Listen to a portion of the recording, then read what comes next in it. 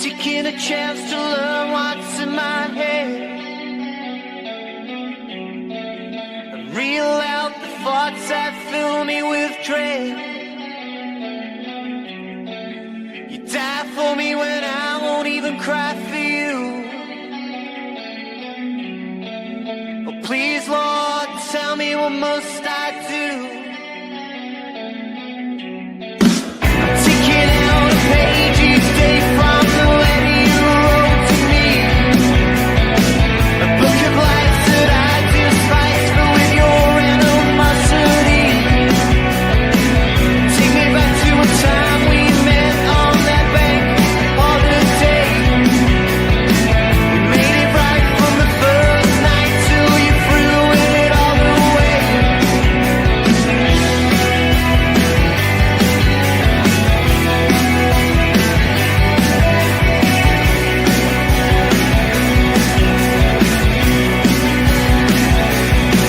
Would you dance to make my grave when I'm gone? Or see me for that man that I've become? Would I see that you care when I'm in need of you the most? But you don't care. You're not there anymore. Confusion is a gift that forever falls in my own way. I've never been so proud of that man I am today. Take me back to a time of our once happy days. Still you seem to ever hold me with your condescending way. Now it's time to do things right and get you out of my head and reel out the thoughts that fill me with dread.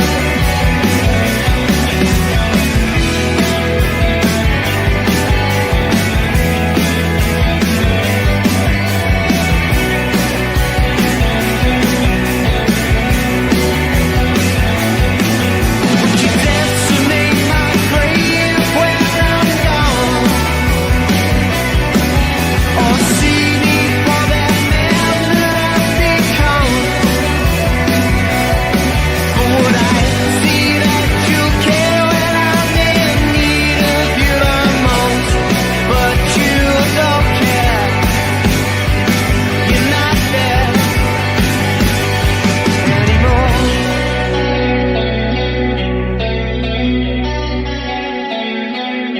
And the pain you've caused fell from afar, and the message that you portrayed, it caused me too much sorrow and pain. But I won't fall for that anymore.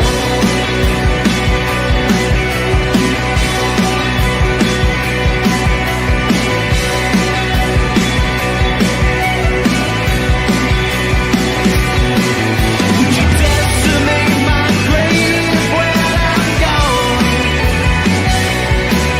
Or see me for that man that I've become? Would I see that you care when I'm needing you the most? But you don't care. You're not there anymore.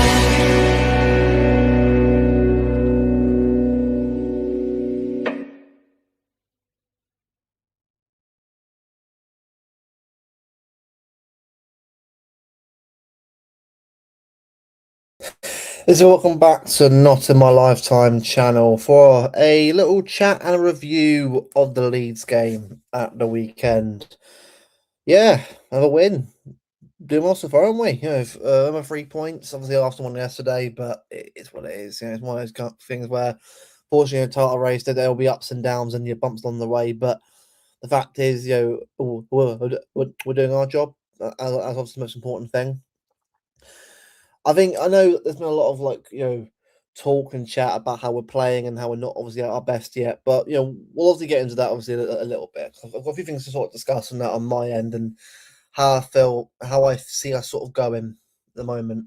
But big up the chat, big up Anto Tribune, big up MCFC, big up Bro, big up Jack. Yeah, absolutely hit like button on the way in. Absolutely big up mate as well. Good to see you as always. Big up Stop Online Hate, big up mate. We're doing good. Evening Blues and Luck. Hey Joy, hey. I'll take as a compliment, obviously. A big up LB as always, man. Big up Dash. Yep, as always. Massively appreciate obviously his support as always, and also big up as well for the link to Samaritans as always. It's always a very good website. If you're struggling out there, mental health and that, not sure where to go, Samaritans is a great way to keep yourself sort of going. Also gives you someone to talk to outside of your own life, which I find quite important as well. I've been there myself, feeling low and not obviously out of sorts, but it definitely does help massively for sure.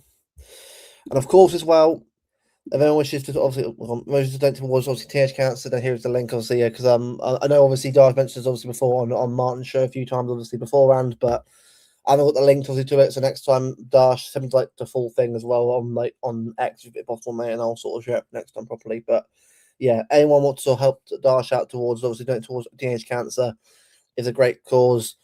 In my family, obviously, a lot of people who have cancer, obviously who are a lot older, but I know there's someone as well that's also had cancer recently as well. My family who are quite young, so I know how important it is to sort of bring awareness to something like that. So big up Dash, obviously, for everyone, obviously, at university for what they're doing. Big up, mate. Top man, exactly. Spending more time on other channel. Yeah, I know I do. This is the thing, right? I mean, I'm gonna do more this week, right? I know I say all this stuff, but the problem is I just it's just timing. I mean, last couple of weeks been busy. Obviously I'm either out somewhere or stuff to do in the evenings. Trying to do your own channel ain't easy, and obviously when you get on other shows, obviously like Martin's show was on Thursdays, or obviously yesterday, but obviously like a bit busy yesterday. But I get it; it's not easy to sort of run your life and change, sort of around obviously doing your own stuff. But I'll try and do more when I can. I think Thursday. I think obviously, as far as I'm aware, obviously unless anything changes, Bevo's back Thursday, so I'm not sure what time yet. I have to work it out, but I know that on Thursday he'll be back on the channel finally, which would be good. He's been had a bit of a break, since the start of the year, but he's doing good. He's obviously a bit knackered recently with a lot of stuff going on at the moment, but he's doing good. He appreciates all the support you guys have given obviously in the chat and that. And he's back Thursday for a good chat about City, obviously, and other stuff as well. But big moments to everyone. Madrid again at LA. I don't think they sent one before. Yeah, I know, right? Madrid again. Bloody hell, Alf. Yeah. Crazy, isn't it? Crazy. Absolutely crazy.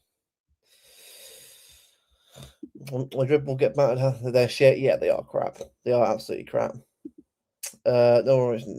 Be up, Dash. I won't even use Instagram. I don't know. Everyone hit the like button. Exactly, man. Exactly, man. It's free. It's free. That's all I'll say. It's free. But yeah, let's get into discussing City. Let's get into it because it's been another mad weekend again. Now, I wouldn't say it's like Newcastle. I think obviously I know we're not like smashing teams by more than 1 or 2 goals. I get that. I know it's not prime City ball, and I get that. I do understand that. I want to score more goals as well. That's obviously what I want to do. But I want to talk about the defensive side of the game. I think we're getting a lot better at that again. I think previous City team, especially last year, defensively was so poor, so poor. But I feel like we're finally getting back to the level now where we're a lot more resilient, obviously. And I think a big player for that, and someone won't like to hear saying this, but it's my opinion anyway, and his opinion as well.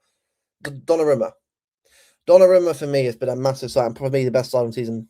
I know he's not a style of player. I know he's not out from the back. I know it's not how he's used to playing it, but we're not playing that way anymore. Or we're not as effectively or at the same level anymore. And that's fine. It is what it is. We're not that same team of previous years that play out from the back. It's going to be a lot different now, and that's fine. That's fine to sort of understand that we're going in a different point.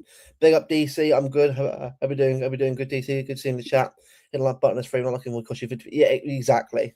Pay up. Come on, pay up. Good afternoon, Magnus. How we doing? Good, my friend. Yeah, we're doing good. I'm good, man. I'm good. Yeah, busy couple of weeks myself, but doing a lot better now. I think I'm ready to sort of go again for running. I think I'm doing a couple more shows this week. I'm going to try and do, now that we're back in the 3 games a week again, I'm going to try and do a bit more streams if I can. I mean, videos are a bit difficult to sort of do because obviously you've got to try and record it, but I might do a few more streams if I can. I might do one obviously post Forest, obviously before Newcastle, then obviously Newcastle before Madrid. I might try and get a Madrid fan on for the real, because I know a couple of Madrid fans that will probably want to come on, so I will watch space on that one. But yeah, I do want to get a Madrid perspective before that game. As for games we need at least 2 7 wins. Yeah, I think we do. I think still want a good win in 1-0 and 2-1. And again, it's 3 points in the day, but sometimes you need a few more goals to sort of show that authority, show that ability. So I do hope that we sort of see that, you know, that development in the next few weeks. Let's have a look. Big up, Nick, mate. I'll be doing good as well. Good to see you in the chat, mate. Honestly, I hope the Leeds game are obviously good as well. As I know, obviously there's a man at way end. I don't know Alex in the way end with his misses on Saturday, but I mean the chance for that game. I mean, some of the chants I was hearing, man, bloody hell. I won't be sat on here because obviously YouTube regulation, that kind of stuff, and everyone in the chat, well, don't say it either, please, because I don't want to sort of, you know, get everyone banned and that. But you know, the chances in that game were funny. That's what I'm going to say. It was a proper old school evening kickoff, you know, chanting and that, and the way it was going. It was. I mean, look, I know the elephant in the room. I know obviously the Ramadan thing obviously was one. I know that was a thing going on, but look, at the end of the day, right? I think Big Steve say it best. A lot of fans have booed stuff over the years for a lot of different things. Obviously, and I'm not saying it's good or it's not. It's a good thing. I'm just sort of saying that the problem is you're never ever going to silence people for that kind of thing. Like some will always sort of boo something if they don't like it or not, and it's a hard one. I know people will say it's disgusting, whatever, and I get it, but I think sometimes with football or any kind of sport or something that happens, you're going to get people who boo it. It just happens, sadly. But look, at the end of the day, right, our players obviously got a drink, obviously, and go and push it. It wasn't long anyway, was it? It wasn't long anyway, I don't think. So, personally, I don't understand the actual hoo-ha over it, but, you know, it is what it is. I don't know. Yeah, I know you're doing that. I was, yeah, that was obviously, you know, again, I know what you're on about, but it was funny. I mean, Alex was messaging me saying what it was, and I did keep laughing at times about what was going on, but bloody hell, man, footballer. Gothenburg didn't need to win. Absolutely, yeah. Every game is big now, Jack. Yeah, every game is big. You know, every game is a final now, and it will be. Anyone thinking that we should be battering everyone 5-0 every game ain't gonna happen. I mean, you might get a few batterings here and there, but it ain't gonna happen as effectively as people think it's gonna. If it's going to. I actually think the room was about to move on to kick it on a rumor. Yeah, possibly. Well, look, this is what I mean, though, isn't it? This is what, you know. This is what I mean, isn't it? Like the booing can be sort of pointed out directly at that or other things. I mean, like, you know, not every fan can be doing the same thing. Again, that sounds like I'm avoiding the elephant in the room, but booing can be of anything.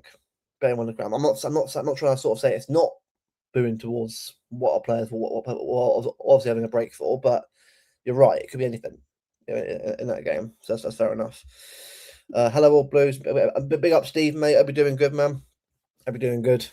And I know, obviously, you've obviously been off for a bit, but I hope you're doing a lot better, mate. I'll be doing good. Why here, Blues and Diaz man of the match? We thought tend to go a little bit. If being completely honest, okay, he's the best player. Like, yeah, I actually would agree with that. I mean, I thought Diaz was class. For him and Gahey were great yesterday. Sorry, Saturday. I've got Saturday. But yeah, on Saturday, were really good. Then both of them together have formed a good partnership. Then both of them are sort of showing a lot more leadership and authority. We think we've lacked obviously for a while. Just think our defense in general is getting a lot better. I trust it a lot more than I have like last year, maybe the year before. We're just a lot more stable as a team, and it does help having a better goalkeeper behind us as well. Obviously, Edison was great. Saying he wasn't, he was a pretty goalkeeper for us, but Donnarumma as a shot stopper is great at what he does, and he does make a lot more confidence to that back line, which is obviously very crucial. Let's have a look. Steve, play chat. There we go. Leeds left from Steve. Yeah, I mean to be fair, yeah, I get that, but it's one of those things, isn't it? Like it's football fans, yeah, kind of stuff. I'm not all of them, but I get it. Like it's one of those things where it's just people moaning for a second, moaning in it. It's nowadays, isn't it? Big up, Steve. I'm doing good, mate. I'm doing good. Hope you're doing good as well.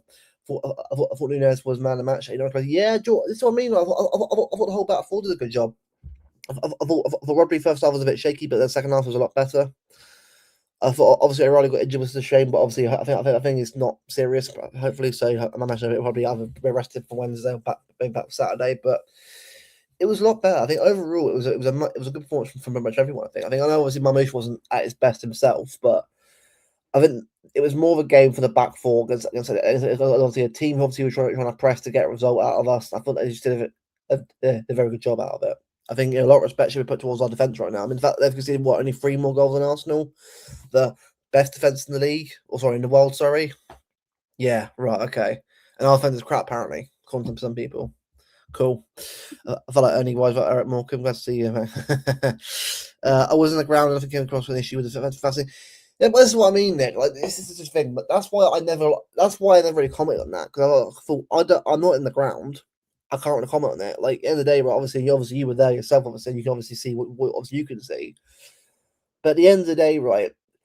Booing can be put towards a lot of different things. You know what I mean? And that's the thing. So, but at the end of the day, right? It doesn't matter. Like at the end of the day, a player's fasted. It is what it is. Obviously, it fasted. It was done. Move on, and the game was won. I think at the end of the day, like I know people will try and focus on it a lot more, and I get it, but look, if it happens again and again consistently over other games, then sure. But I don't know. I feel like it's been made too much out of. Personally, it's football. Fans boo. It's happening for years and years. A lot of different things. That's just it is what it is, man. That's what I think. Martin said Leeds should communicate better. Not stop. Yeah, exactly. I agree. I agree on that. I did say yesterday as well. I think it should be that. You know, if you're gonna announce that better, sure. And everyone's booing after that, then all right, cool. At least you know that. At least you know them. But it should be communicated better for sure. Yeah, I agree on that. Diaz will be vital in the running if we go with the league. Gay, great title. Exactly. Look, Gay, he's been brilliant. I think was it obviously one FA Cup obviously against us last year. Fair enough, obviously, and well deserved last year. But you're right. Diaz has that experience, obviously, that we'll need. I think I much love Husnov. I love Husnov. I think he's great. For me, our current team need experience. Obviously, the young players are doing better and better. I think they're really, really good players that will get only just get stronger and stronger in a more experienced team. But for like someone like Diaz, right? A lot of fans, well, not obviously you guys in the chat anyway, but the ones obviously on X more than anything, I think sort of really discredit how good he actually is. I mean, Ruben Diaz is a vital component for our team. Obviously, there are games where he isn't suited to it, like Newcastle. I obviously bought Husnov. Husnov was great for that. But Diaz has that experience of winning a treble. He's won titles for us. Obviously, what was it? Is it 4 in a row he won with us? Like, incredible. Like, he's a leader in his own right, and he deserves to have that respect put on him because of how good he has been for us. Martin keeps saying the player FC, and everyone says something on Brody Jump. Look, the thing is, right? Everyone has their favourites, don't they? Like, I mean, I love Haaland. You know, I love Haaland. You know, at the end of the day, right? You know, but I will criticise him if he isn't playing well. I mean, all of us have favourite players in the squad. Like, even if you don't sort of say it out loud, you do. You know what I mean? But yeah, what I've always said is like if a player isn't playing well, then you say it as it is. Doesn't mean you have to be like saying player out he's shit and good enough. You can still sort of say you're not playing well right now and only to be playing the game.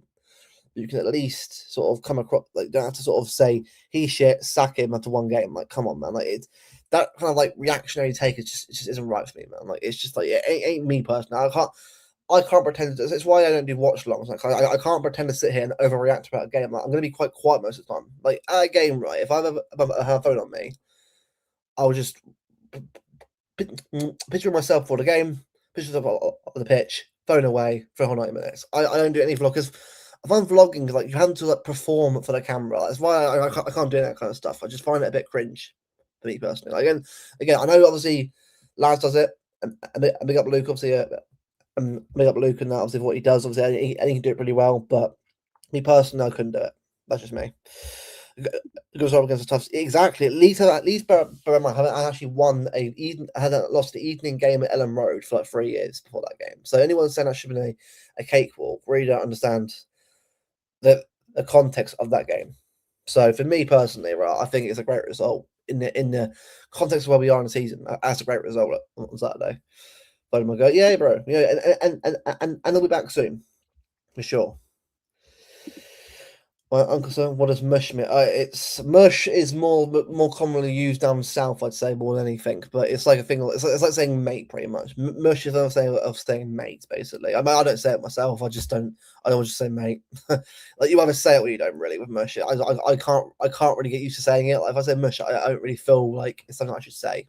Like I know it's just around it. It's a word everyone uses, but I just don't really feel like it's something I would call someone. I'll call someone mate or bro. Around to go up more and more mate, I'd say now. If we can if we can keep around where we are, it should give us the motivation to kick off Arsenal game. Exactly. That's all we got to do. Like all we got to do is win our games up to the Arsenal game, and at that point, win that game. Obviously, and after that, go win the league. That's how it should be. Like I know people will say, "Oh, Arsenal dropped points." Yeah, and to be fair, yesterday almost did yesterday. Chelsea weren't good at all yesterday, and they almost got a result out of that. Arsenal were poor as well, but what I'm saying, like these games aren't as clear cut, obviously, or as cut and dry as everyone thinks they are. Like Arsenal aren't going to win every game 4-1 like Spurs. They're going to have games like Chelsea where it would be a right slog, and it was for them yesterday. But Bernardo Silva, my favourite player. See, I know you're pretty fair on Silva, but I know someone isn't. Yeah, Calcs, but you know what I mean. If one replaceable player, that'll be Pep. But yeah, this is the thing. Look, no one's big in the club. Yeah, it's like nothing. It's like nothing like Rodri. I saw the chat last night. Is it on LB's panel show last night with is it Martin, Polby, Danny, is it LB and is it Joe? Is it obviously yeah, we're chatting about the Rodri situation and on his contract. For me, look, at the end of the day, he wants to stay. He wants to stay. He wants to go. He wants to go. Look, at the end of the day, right? Players will come and go at a football club. Like not every player will stay for like 10, 15 years. Ain't gonna happen. Like Kevin De Bruyne did because Kevin De Bruyne loved it here. That was something like not every player's gonna stay forever. Like it's football. Like some players will just think, you know what, I've done my time here. I've done everything I need to do here. I want a fresh challenge. Fair enough to them. But it's up to them in the day, right? I'd rather have a player that wants to leave more for the fact that he wants a new challenge. Obviously, as I've done everything for us, than someone who hates being here. Like I know it sounds a bit odd, but you know what I mean. Like it's like not it's like being at a job for like 10, 15 years or something like that, and saying, you know what, I want a new challenge. It's fair enough. Like personally, I do understand it. Personally, I do understand it. Bernardo was your winning captain win season, but mate, it could be. I'm not going to happen, but so far so good. What's the bad football? I mean, yeah. Well, hopefully they win nothing this year, but we'll see what happens. Hopefully they don't win anything this year, but we'll see what happens. Martin never will go against Foden. I'm sure some players. Foden has some sort of personal issues. That's what's going on that one part. Yeah, and to be fair, Nick, I mean, I don't know a lot of it myself. Obviously, I know like bits and bits. Obviously, when I hear about it, but yeah, like again, like anything, mate, with footballers, right? Footballers are human beings, right? And everyone's like, oh, it's an excuse. We're all got shit going on. We all do, but people just want results, and nothing. And I get it. Like if you're that kind of person, that's your way of looking at things. But with football as well as the emotional side of it as well, and I think Foden for me is a player that has the ability to be someone that can have a big part to play in Madrid, UCL, in the FA Cup on the weekend, and the league. Like he's someone that I can still say, you know what, bring him off the bench or start him in a game, and he can do well for us. I think this whole squad's a very talented squad. Like we've got good players throughout the whole team. I'm not saying it's like elite City level, but like it's still a good squad that we can use and rotate and bring players in. But I feel like again, like with Foden, it feels like a real targeted campaign, and I just feel like, come on, guys, like he's like when someone's backing him and sort of calling him the best player in the world, like a couple of years ago in that season where we one player of the year, like, and then all of a sudden, 2 3 later, he just changes around. Like, come on, man, like it's football. Like, not every player will be the same player. Sorry, every year, like everyone's different. You know what I mean? So I know it sounds like I'm waffling there, but you know what I mean. Like, not every player can be like Messi, Ronaldo, where every year they're hitting that peak, they're hitting the level. Like, yeah, I love them to hit that level every year, but it doesn't. Even some players like Rooney was like that every year. Like, again, that sounds a bit of a weird comparison, but for the talent that Foden is, for me, that's on par with what Rooney was. But yeah, I know they're different players, but it's that same sort of like ability, like at a young age. but that's just how it is. Like, not every player hits the level every year. It is what it is.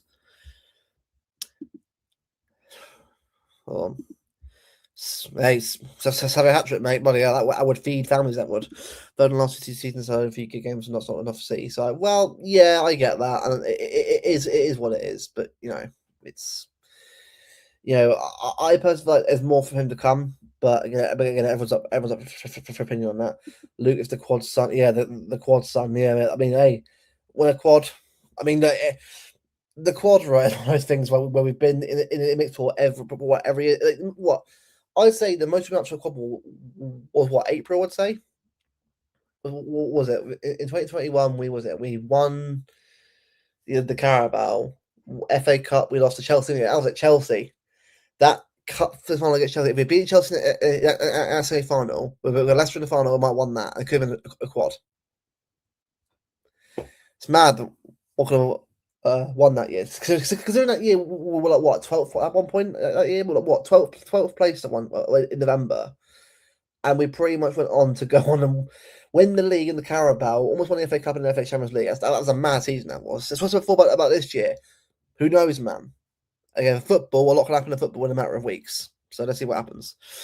I'll eat my mush. Appreciate it, DC. Eat my mush too. Looking like the matches, the bananas. Big one, by the way. The matches, yeah. See, that's a weird one, right? Like, I know obviously the matches is a City academy player, isn't it? So I get that lure bringing someone back obviously who's homegrown. I mean, the match is a good play. I mean, I'll have to chat anyway. I mean, I've watched a bit of Felix obviously at Dortmund. At least done pretty well for them, but I'm not sure whether he's the level for us right now. Like, I'm trying to sort of get the gauge on that one. Like, in the chat right now, if you've watched enough of the match, would you say that he's good enough for us right now? I'm not saying he has to be like world class, but like for the level that we need for a player to replace Bernardo Silva, is he the kind of player that can come in and do that job straight away? That's what I want to know. Let's have a look. City 2-1, Carabao Cup final, City 3-1 with Arsenal Prem, City 4-1 Cup final. If that happens, Alf, give me lottery numbers because you know what, I might actually win. Not sure the match would come. That's the thing. I'm not sure either. Personally, I'm not sure whether he would either. I mean, I'm not saying he wouldn't want to come back to City, but I think it depends on him. If he wants to like come back to sort of have a chance to play, I'm sure he will. But it depends obviously on who wants to go as well in summer, as well, because obviously it'll be an interesting summer. That's for sure after the season. The post World Cup and that, see what happens then, see who wants to go and that. Give Fabregas when Pep goes. It's the thing, right? Whether he's off to Pep, right, is an interesting one because it could be Maresca, it could be Fabregas, it could be Alonso, it could be De Zerbi, it could be a lot. No, I'm not obviously I'm not saying it'll be De Zerbi, but it's an option. I just think that at the moment, there's so much chat and speculation around Pep right now. About obviously where he'll go, obviously, and ideally, obviously, rather manager is long term that you can talk more about the future of the manager, but I get it. Like, it's up in the air for a lot of players right now, even the manager right now as well. There's a lot of chat, and it's just up to us. It's up to obviously the club to see who to go with next. I mean, no matter what, right? You have to expect this. It's going to be a drop as Pep goes. I'm not saying it'll be like a massive drop. Like, obviously, it could change depending on who we get in, but I'm not expecting us to be at the very, very top constantly after Pep goes, but obviously it could change. A lot could happen, obviously, who we get in, but I'm not expecting to be like unbelievably insane again. I expected to sort of maybe a little bit of a drop and then back on it again. Obviously, depending on obviously who we get in. I'm trying not to overreact and watch along. Some days you're feeling good already and you surrender to that football, some goals more so than others. Yeah, that's the thing. People will say about you ever celebrate, but I think I know with you, Alf, like you will celebrate goals and that, but sometimes again, like with watch longs, it's kind of like it's one of those things where like you're on camera and people watching you react to a goal, and if you don't react to the goal well enough, like you won't get. That's the thing. It's all about the views now. I'm not saying you are, by the way, you Alf, by the way. So I know you're not at all, but it's like some people I think overdo it for the views. I'm not saying LB or typical City do that or people like that. I think it's more the overreactors. I think more in the Arsenal fan base than that who do that. Like who sort of go crazy and that. I can't do that. Like then again, I will probably go crazy if we put a UCL final like a late goal. Like, if it's like a late goal in a big game, sure. I mean, Liverpool did that at Anfield when we won 2-1. I went crazy because that was a massive game. And one at Anfield, I was 3 years old. So, of course, I'm going to celebrate like a madman. So all the pain of losing 3-0 and 3-1. Like that penalty from Mahrez when it was over the bar, like a lot of painful memories at Anfield. So nice to actually sort of get a win there for the first time in a long time, especially late on as well. Like, so some games it's more contextual. I'll say it is a big moment, a big game. Of course, you go mental. Apart from that, though, I wouldn't really say I'll go over the top. Apart from that, I mean, it all depends obviously on me and how I'm feeling that day. Really, quite healthy. Big up City Ferrari. I'm doing good, my friend. Oh, Bluey, big up, man. Yeah, do you know what? That's a good name, by the way. I did wonder who that was in the chat on Martin chat. But that's a great name, by the way, bro. Good name, and obviously I know you're a Hamilton fan like myself, mate. Big up, mate. Yeah, that's great. Targeted by plastics, community toss players aside, they have no investment in players or team that never get exactly. Nick, I can't look. If a player leaves at the end of the day, he leaves. It's football. Some players leave, managers leave, but the constant thing will be the fans. At some point, I'll be gone. It's my son, grandson, granddaughter, daughter. It'll be them that carry on as the City supporting era after me. That's how it'll be. But we'll always be here because at the end of the day, we'll always support the team, no matter the manager. I mean, again, I don't remember much, pre-Mark Hughes. Again, obviously, most of the time we go I was hospital when football wasn't really the priority for me at that point. It was more other stuff going on for me, but at that time. But for me, it was more Mark Hughes into Mancini, obviously into Pellegrini and into Pep. So I don't know what about 4 managers in my time and that. So obviously, Nick, I know obviously you know a lot more than that. Obviously, especially with the main managers that we had the 90s for sure, but and obviously before that as well. But it's my experiences that I've had so far. I'm sure it will change quite a bit as the years go on by. But you do what you go support and back the team. Obviously, in the area you're born in. I was born in the era before, just before we got good. Obviously, mid-table team. Obviously, after relegation and that, but and staying up. Obviously, they're more a mid-table team every year, and going on towards obviously top half. Then and obviously UCL and obviously Europa League and that. So it will depend obviously on when you start. Really, you know what I mean. So.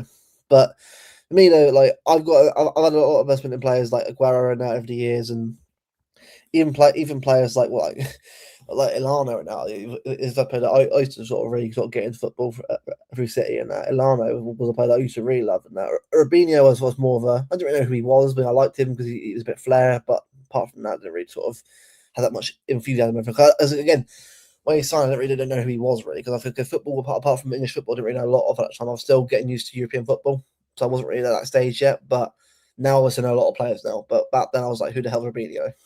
I won't lie, like, it must sound a bit mental, but I didn't know much about European football at the time.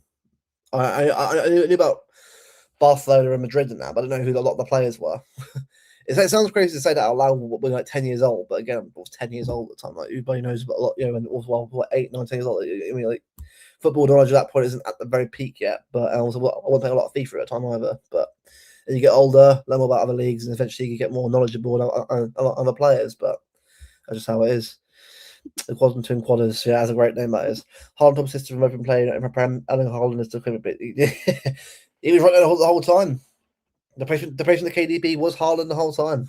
That's a mad statement to say that out loud in 2026, but there we are. There is the answer. So criticize a player, but no, we can. Of course you can. Like, again, has Foden been great this year? No, not for what usually is, but obviously there's context. Of course there is, but I've always felt like, if I'm being real, has it been good this year?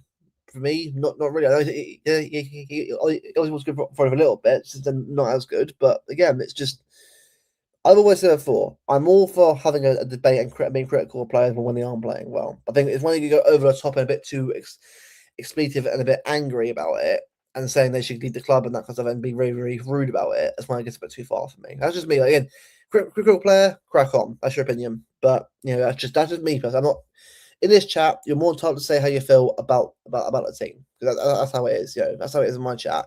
If you get abusive towards maybe myself, members of the panel, or players general, then I will have to sort of step in and say that's not right. But if being critical of a player, but and fairly, fair enough. Really good performance from Saturday against a really good team. Exactly, and Leeds are a good team, by the way. All that draw Villa in that recently. Was it Chelsea a drew as well? They're a good team at Leeds right now. I'm not in the bottom of the league, but where everyone thought they would be this year, they're doing pretty well. So I thought it was a good result in the end. Steve Black, how he's been? Yeah, that's good. Good to see everyone. Good to see everyone bringing Steve back. Chris, that's all you want sometimes because he wants sometimes like a concession and personal. Yeah, exactly. That's what I agree with. I agree with that, Nick. Like I'm all look, again with me, right? I'm critical of players, like especially if they're not, if especially in a derby, if the players aren't for a derby, then they really don't know what the derby means or anything. But like it's more the fact that if you're not putting the effort in, I get very very critical of players. But if you're at least putting the effort in, but you're unlucky, then it's context. They're being critical. You know, it's all about watching the game rather than having an agenda and assuming what the player's going to do, but poorly. You've at least got to have a bit of understanding that sometimes in the game it's different to other games. It will always be the sort of same level or same performance. But I'm never a obsessional person. I'm all about just whoever is in the pitch and who isn't playing well, I'll say it as it is. That's just how I've always been. But I mean. And how many times about Jack not playing well? I say that as it is. Edison, same thing. The same thing with Savinho. But it's never been a personal vendetta. It's always been a case of I want him to do well and play over City. But it doesn't mean that it's going to happen every game. But you always sort of be critical. Like players don't mind us being critical of them. If I think in the right, I mean, especially Harden. I'm not saying watch this show, but if he does, fair play to him. On Monday night, watching me on a Monday night, fair enough, mate. But I'm just sort of saying like players probably watch stuff like this in a spare time to see what we think. And I always think, well, I think I'm not saying I'm not going to sit here and sort of like be nice to them if they're not playing very well, but I'm going to sort of say like, look, this is how I feel about watching them right now. But I'm not going to sit here and be a puff vendetta and be abusive. That's how I am. That's how I am. Because the City Ferrari is Louis becoming exactly Darcy it is yeah. So look, Steve about my club was one jury's always out. So there is some extreme. Imagine that, Bolly. Imagine that. That would be something. The Zerbi would be a powder king. Yeah. Again, I'm not saying I want the Zerbi, by the way. The Zerbi is more of a. It's an option that I think the club will look at, but I doubt they'll even consider it. It's more of a. He's out there until he's not out there. If you know what I mean? Like it's more than ones that you don't really sort of say it's going to happen, but it could happen depending on who's available, kind of thing. But I doubt it'll be him. No. Is on the joint. Yeah. Yeah, Steve. Yeah. 3 years old. I can't remember what. I know, right? Couldn't remember that at all. Disgraceful. Steve, what phone did you must be? It's been poor for the most season. Yeah, no, we do. Agreed. Everyone's got to chip in. If you want to be battling for all the big trophies, then of course you have to be in the conversation. Everyone has to be sort of chipping in. I do agree on that completely. I'm sure they will. But again, as we said, one game at a time.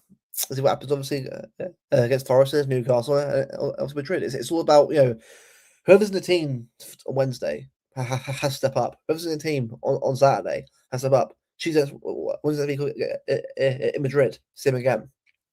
It's all about every player now has got to step up now and called upon. Liverpool was immensely lucky to be in 2003 as well. So I bet it was, mate. I mean, looking at that way, mate, it looked like it went bedlam. Fair play, honestly. That must have been incredible.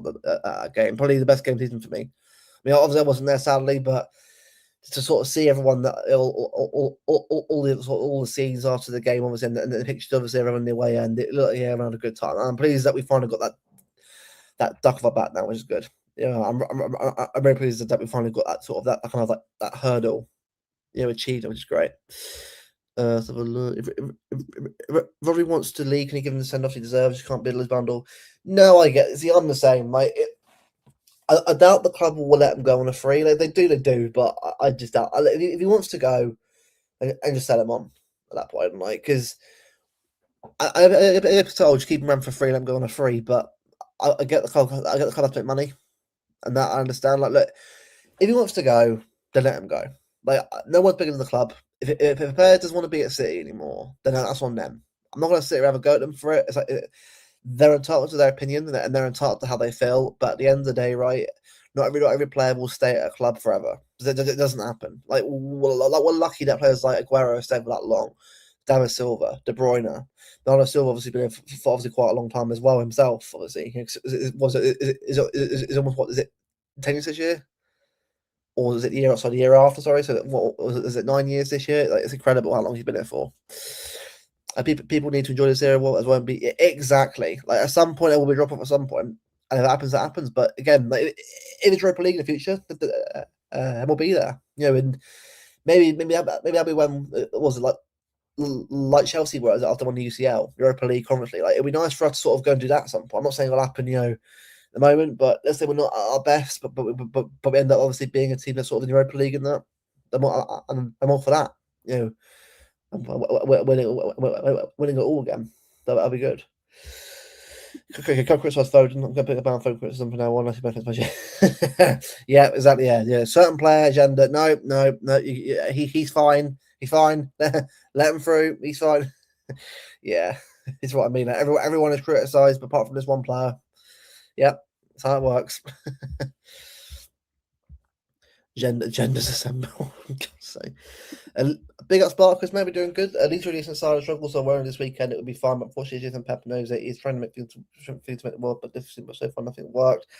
What's the thing about? I think the thing is about it's still we're trying to work it out, aren't we? I get it. This is a new City team. Like it's not the same team as previous year where we're playing out from the back all the time. It's a whole different system, and that's fine. I'm not. I'm actually for that myself. I'm actually for a bit of change in that, but it just I'm just not comparing it to previous teams because I know it's not the same. It's not the same team that we've watched for the last few years play out from the back and pass teams to death and win by the way we've won. I'm not saying we can't do that again with this new system, but I think I get it. It was always going to be a tough year this year. Playing a new way with new players in the system. I guess it'll take time, but I'm sure we'll get there on our own time. And the press, yeah, exactly. I get that. Oh my god, Getafe scored at the Bernabeu. See, mate, honestly, right? I watched this video. Is it from Dave from Madrid? I'm big up there, by the way. I like his stuff, but Leeds weakness, supposed City weakness, mate. You're going on about weaknesses, yet you're literally not like Madrid. I know Madrid have players that can punish us, especially at the Bernabeu. And I'm not sort of saying that we're going to be easy at the Bernabeu at all. Never is on the UCL night, but we've got the players to at least put the bed in the first leg. I'm not saying we're going to do that, but we've got Semenyo, we've got players like Shirky, who can sort of find a good part. We've got Haaland in that. Madrid right now are a team that are so unsure of where they are. Without their best players, they look so out of it. Obviously, I don't know if Virginia is still playing, but Benfica, they were so poor. They won 2-1, but they were so poor in that game. They weren't good at all. I'll see apart from yeah, exactly, Nick. The whole team was shit, apart from Hustov and Donnarumma. Elaine just looked like a kid, like a kid out there. Daring headlights. I like Elaine. I like him, but he's not a Premier level defender yet, and that's fine. That's not a bad thing. He'll learn over time. But I just think, I just feel like for me that some players are ready, some players aren't ready. That's fine. But this is about knowing which ones are ready for the fight now. I'm sure we'll find out soon, but I've always said that this year was always going to be the bedding in year, and the year after was about seeing where we are then. But the fact that we're already in a title race, FA Cup 5th round on Saturday, Champions League last 16, and a Carabao Cup final in the first year, post last season. I'm happy with that so far. I know I haven't won anything yet, but it's still really good so far from what we're seeing. I'm pretty sure Leeds had a most stat for the game where only 1 or 2 teams got a win in the last 23, 24 Ellen Road fixtures to do Reading. Exactly. I know Arsenal won 4-0, but that was a real red herring that game. Again, I think Arsenal just got the luck when they did and got 4 goals out of it. Fair enough, they won 4-0, but any win there is still big and a clean sheet as well. So, what you do is you take it and move on. That's what you do. Looking.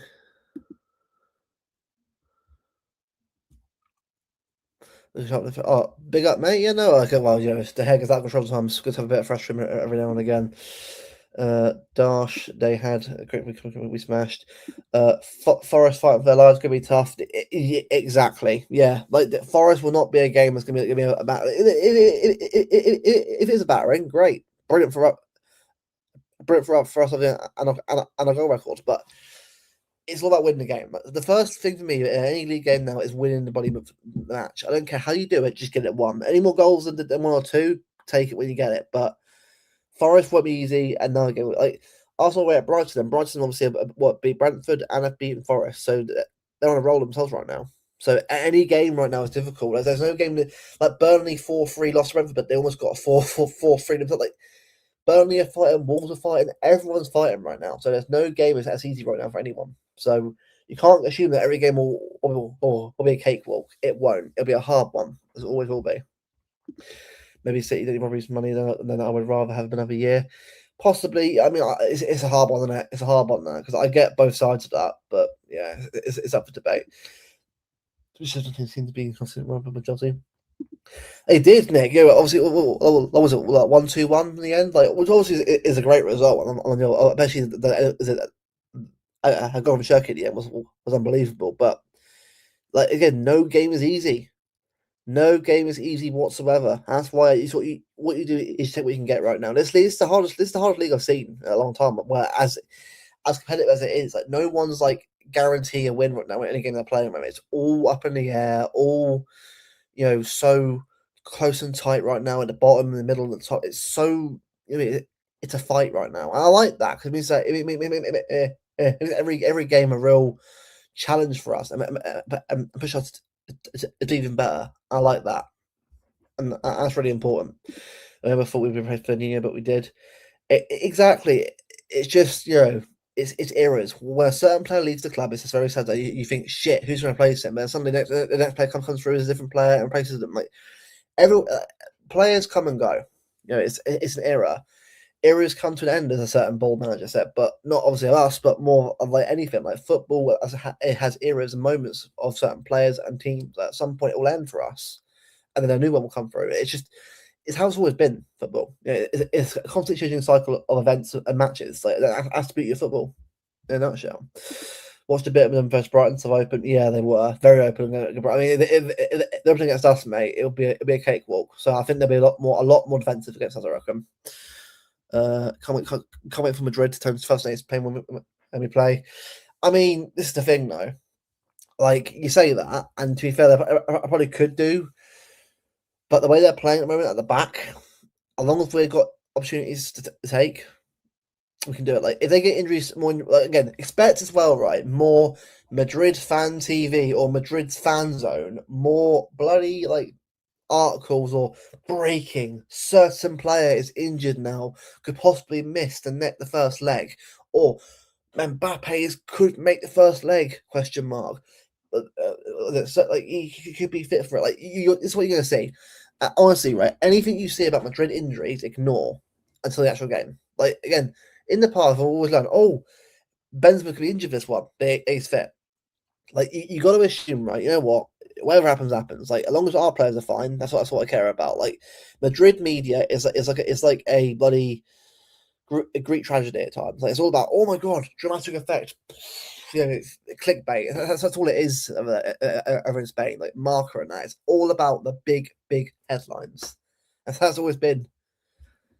That's why I always say ignore that kind of stuff. Ignore it. It's just like, it makes you just laugh. Well, it's funny to actually read, but don't believe a lot of what they say. It does, yep. Big up, Steve. It does, yep. A company. When we get Diaz, when we're talking in every. Exactly. The club's always ready for the next step and the next stage. That's what I love. That's what I love about the clubs and the way we run. We'll always focus on who's coming next, even if one player is either going to retire or close to leaving, or the next guy's ready to come up. So whatever happens after Rodri, will be there. I'm sure someone will come in and replace them, and I'm sure it'll be fine either way. But obviously, I hope he stays for a bit longer. But if he wants to go, then I understand that. All my agendas are my section. Luke criticism is keeping the ball is on the keeper, causing transitions to be slow right on and consistently have to go for the harder option, often possible. Yeah, no, I get that, but again, Spartacus, like I'll say it again, and you'll put again, you know it. I'm always willing to listen to stuff and understand stuff. And by the way, your video that you sent me, by the way, on WhatsApp got a bit of the stream copyrighted. Like, it's fine, but going forward, any content like video content like that in a game, I won't play it on stream. Like, I don't want to, but it's a bit picky with that kind of stuff. Unfortunately, I think that time it got like flagged, but it's fine. It's fine. It's just not fun or anything like that. But I can't sort of show you more of that because obviously it gets a little bit picky. But unless I pause it and then that's what I probably what I should have done really. But it is what it is. I won't win the league. We're going to look in. Here's the thing, right? I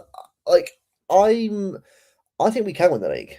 But I think what we need as well is we need another Arsenal results to go for us. Like, I think if Brighton can get a result, I'm not saying it's going to happen, by the way. I think Arsenal will probably beat Brighton. But if Brighton could get a result on Wednesday, it would be Forest.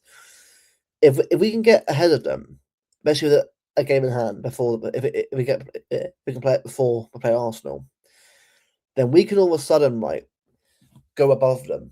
And it will make them have to come to our place and get and go to win, rather than sit back. If they're ahead of us by a few points, they can say, you know what, we'll sit back and get a draw. But if we're ahead of them by like 3 points, something like that, all of a sudden I'm thinking, shit, we actually win the game, stay in it. And I think personally, I'd rather come Etihad, I'll have to try and win because it makes it a much more entertaining game. Obviously, if they come to defend, it's going to be absolutely bore fest. But I'm just saying that, you know, I'd rather obviously a bit more favour if possible, but I get it's not always how it always works. But you know, I think for me it all depends obviously on how Arsenal are against Brighton, you know, on Wednesday. Can they obviously recover obviously after the mentally draining game against Chelsea? Can they obviously recover and go again against Brighton? I'm not saying that they can't, but yeah, now that games are now thick and fast now, it'd be interesting to see how they do.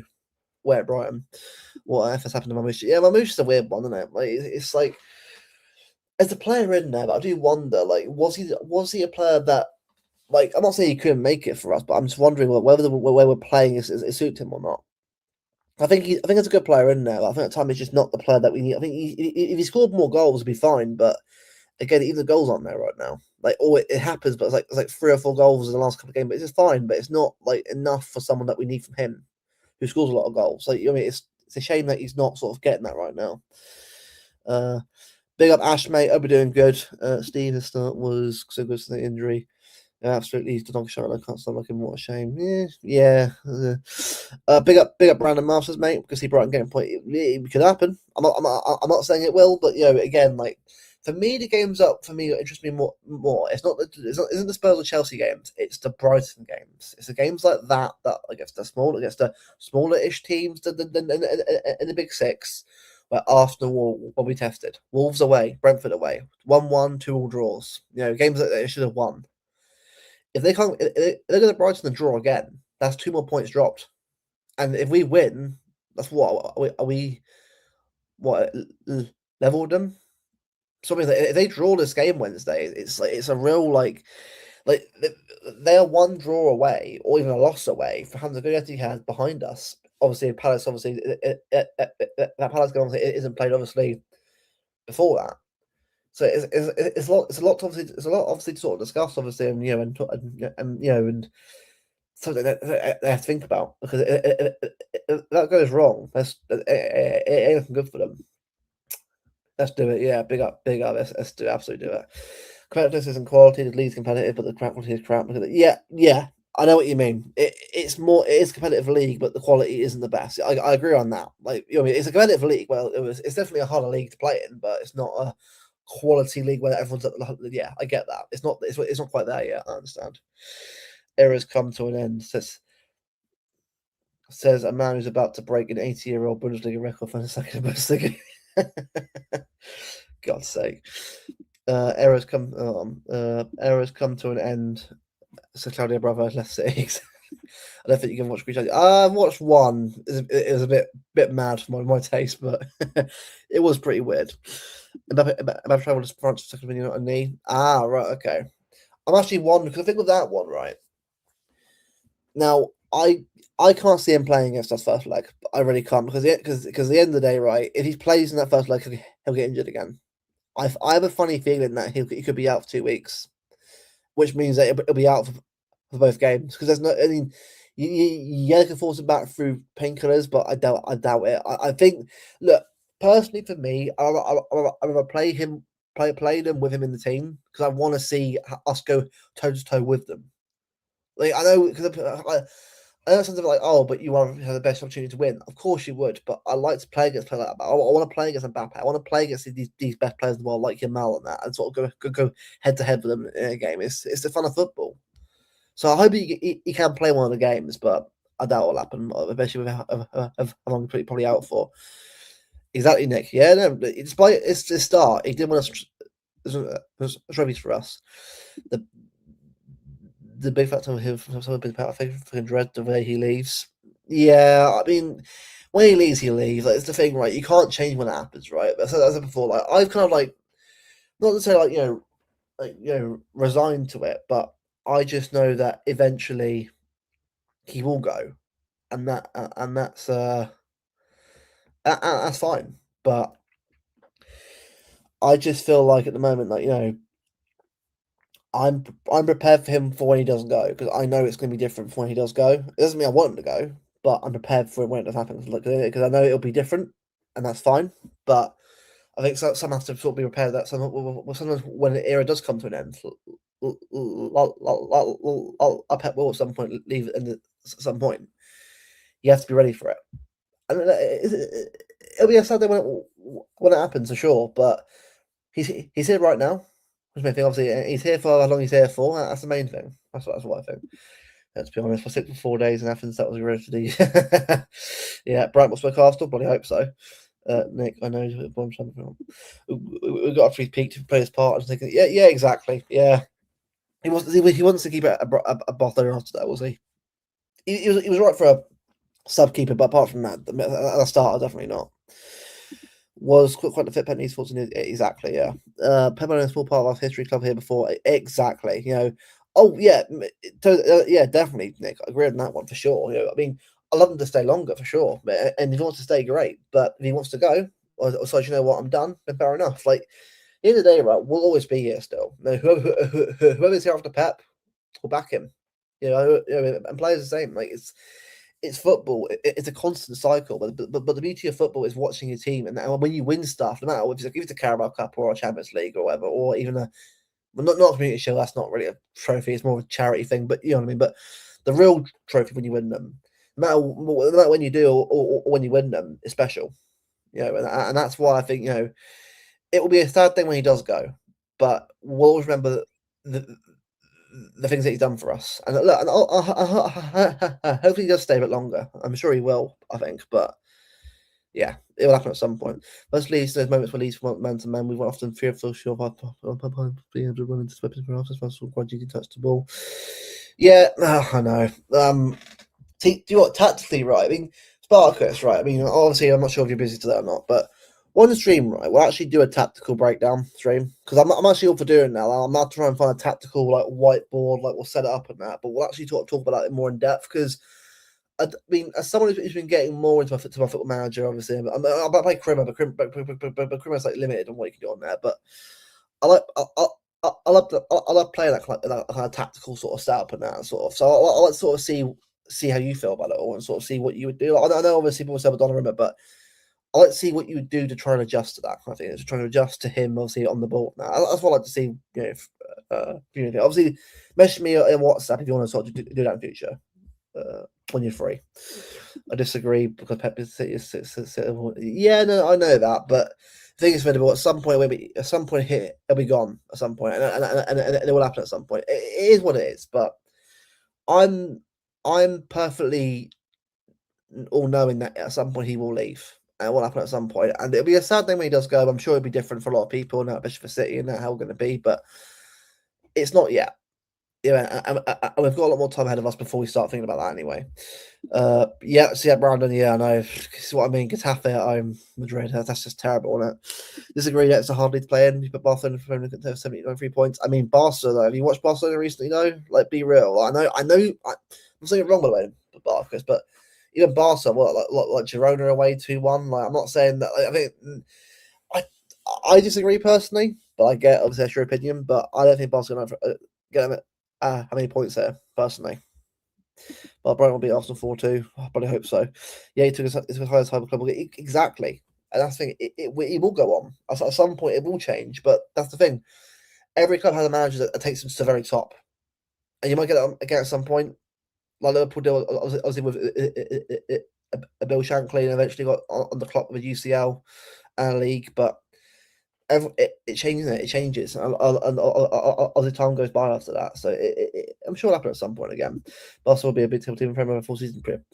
Yeah, I would say that it get top six, but I'm not. I mean, it must love going crazy. I mean, I watch Barcelona. I do. I love Barcelona. I'm watching them play, but they're not perfect themselves. That's what I'm gonna say. I'll be a plus for a team when he goes. Cherish him while he's here. And then he's also not to rim. Let him get to the bit. Oh yeah, well where he goes, it'll be an absolutely horrible day. But it'll be a day of celebration when he does go because we'll celebrate the good times and what he's brought us. Because he's for me the best manager ever for football. When people say Fergie, fair enough, that's your opinion, but for what Pep's done for football in Germany, Spain, and England, it's incredible what he's done. The way Arsenal played and get away with it, yeah, probably not. Yeah, he's all right. No, he's back on Thursday again. As I said before, like he's had a bit of time out with his son right now, and obviously his family at the moment. He's sort of taking a little bit of time at the moment because he'll explain him a lot more in depth than I probably will right now because it's hard for me to sort of say what's really going on. You know what I mean? Like it's more. It's not. It isn't that he's done. He's definitely coming back at some point. It's just that he needs a bit of time to himself and a bit of time to sort of up the streams and that sort of get himself back, obviously, to enjoying them again. Then that's fair enough. But I think I'm actually tonight to make sure that he stuck for it. But I think Thursday this week, we're doing stream at some point on Thursday, sort of chat City and that. So Thursday this week should back on with the Walters League. I mean, right, Sparkus. If City beat Bayern, would that opinion change? Just ask. I'm not saying you're wrong, but I'm just asking an opinion. If City beat Bayern UCL, if they do, will that opinion change? Just going to ask. Do you remember Gakey's when you turn up to be great signings? Exactly. Having great. The real trophies, Audi Cup. Bloody hell, yeah. Probably want to watch.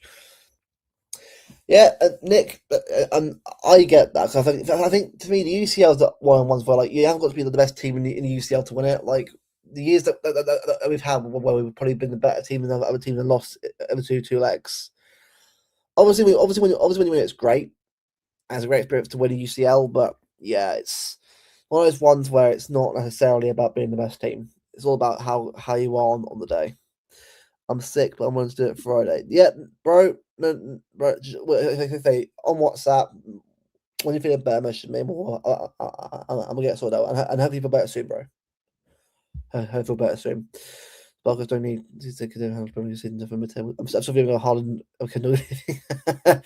Yeah, that's what I mean. Like, you know, obviously I was around back. I mean, back then myself. Obviously, I was born in 2000, so I can't really sort of comment very much, obviously, on that stuff. But yeah, I haven't read up the history, obviously, and watched all the historical seasons, and now I do know how important he was to the club, and I know it was a big loss hit left as well. So yeah, it's what I mean. Like, but obviously, someone like myself, obviously, you have to watch obviously before the 2000s. Obviously, you obviously kind of a little bit. You haven't got the history of Main Road a lot more, and obviously Main Road obviously was more 3 years of my life, and I was like, what was 3 when we left it. So it's hard for me to really sort of like talk about that because I didn't really sort of see it. I did watch games when I was 3 years old, so I don't remember it at all. But when you sort of like understand the historical side of it, obviously, and all the stuff that came before, you kind of appreciate like what we're doing right now and the money we're doing right now about certain things is nothing to what it was back then. Context is important, but obviously context is only important what you've got on hand. Obviously, you can't do that all the time. Obviously, sometimes you haven't got that sort of like memory of it. You can remember obviously up to a certain point, but obviously if you've been living long enough to sort of watch football that long enough, obviously you understand obviously that some things are a lot bigger than and a lot to worry about, especially with the club obviously and the way it was at one point in the 90s and that. I do understand how obviously without the club and without the fans obviously at that point helping the club out, I wouldn't be here moaning about not about of Diaz in a game. Like it's all small stuff compared to what to where we were nice. So yeah, it definitely is important to remember that.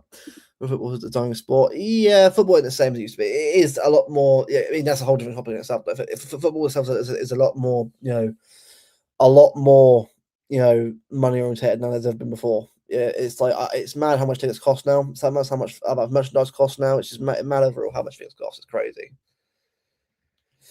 Yeah, it's a mad one. Jerome Stebbins loves up. It's a time Derby levels to quality. Prem is a very strong physical lead. Definitely will be dominating Europe as for how long the money comes in. Yeah, no, I agree on that. Off topic, but the new rules for the World Cup are absolutely pants and should be allowed. Games got yes. The World Cup in America is a whole different conversation now. That's what I'll say. I mean, what Joe? What one point we'll do that? We'll have a chat about the World Cup a bit more because there's a lot more on there. That's this, but was it Qatar, Russia, America? Like it's just the way it's been run. It's been terrible. Overall, it's been pretty poor. Yeah, but also Bevo appreciates obviously all the support. He's just dealing with a few things obviously and very busy, but he'll be back on soon. I'll message him after streaming and I'll see if he's up for it or not. I'm sure he will be, but I'll message him and see how he is. Kendall was right pissed off. He came up to UK from Bilbao and wanted to build a strong city. He left very shortly. Yeah, well, that's the thing, isn't it? Like, you get promised something, obviously, if you're going to get, and suddenly it gets gone. Like, it is frustrating when that happens. The amount of money for VAR operations people get paid per game, yeah, it's crazy. Yeah, exactly, Steve. Yeah, exactly. Yeah, I do. I do. I think I obviously I haven't met Nick personally yet. I know I will at some point, but yeah. So Nick, what do Nick? I messaged you obviously either an away game that I go to a home game. I'll message you. And I'll be up before the game anyway. But I know your thoughts very clearly, very clearly. For me, Premier League Champions League, FA Cup, Champions Cup. Mate, yeah, I'm probably the same. I'd say maybe FA Cup, maybe UCL. That sounds a bit mad, but everyone's different of what they rank over others, but that's kind of just me. I mean, UCL's much more down where it was after won it the first time, but I'm sure if I win it again, I'll probably change. But yeah, Steve does indeed, and we'll follow over it. Count on it. It's not a dying sport. Club on plastics, click like some people. Yeah, exactly. Like don't wrong. I love buying the shirts and that, but I don't really buy the shirts when they're really nice ones. Like I don't really like to. I'm not like someone that buys the scarves and the hats and that. I buy more the shirts to sort of have as part of the collection, and that's it. Like, and most of the time I buy it from the gates and that, and the places that are about to get them for less money. Like, a lot of people. I mean, obviously unless you get it on a discount, which is fair enough, on a good discount, and fair enough. But yeah, it is mad how like the sport is going mad with how much it costs now to like get merchandise now. It is crazy on that front. I do agree. It's stupid. It really is stupid on that front. Checking every corner, they can't be serious. Yeah, they really can't be. It's World Cup. As a triple yeah, Morocco, Spain, Portugal. I think is it crazy. Honestly, I just it like what happened. Like I'm not saying like England is like perfect, but I think obviously England World Cup will be great at some point to have that again. Obviously got Euros coming up, obviously in England in 2 years' time, but it's baffling to me how it all is now. Like the amount of like Saudi Arabia in 2030, is it crazy? Utterly crazy. Honestly, it's just like I'm not saying you can't have World Cups there, but like it's just like the amount of money and the amount of like corruption and all this stuff. It's crazy to me. Like it's just like football has really gone down the shitter in that regard. I mean, it's more like the corruption side more than anything else. So that baffles me. Big up. Big up, FIFA, by the way, big up, mate. Volunteers, and yeah, I'll try and share some stuff with you. If you share it, bro, Instagram me and message me if you need me to share anything. But big up to you, man. All good to have you in the chat as always, man. World Cup in America was 1994 was awful. Apart from the Brazil goal on game, I still yeah, I mean, I had to watch that back obviously on YouTube where it's available. But yeah, I remember seeing all that stuff. It's like, is it who was the one that was it? The penalty, wasn't it? From the Donna Summer penalty, like when she missed it completely. Like, yeah, that World Cup was just completely mental, crazy World Cup. But yeah, it was pretty crap apart from that, I will say. And celebrate me, take 2015. Oh, big up, mate. Happy birthday to you, mate. I never had a good one. And Maradona was steamy. Fucking was. Luke, the thing is, I've probably said maybe more than us. Yeah. No. Again, I want to win them. I want to, obviously, I love to match Chelsea, match United, and that, and laugh at them having more than they do. And obviously, Liverpool obviously long term, but it's just, it's just, I think for me, like, it's more like everyone's different how they value it. But obviously, I hope they win more. Well, like, imagine Budapest to piss up Budapest. I mean, that'd be great. Like, I mean, I've said to my mum actually, if we do make it to the UCL final, I will definitely try and try and to Budapest if possible. Obviously, ticket wise, it could depend on how lucky I am, but UCL final Budapest sounds pretty good. Also, Roy Fowler, Maradona have been the best of friends. I definitely would have been.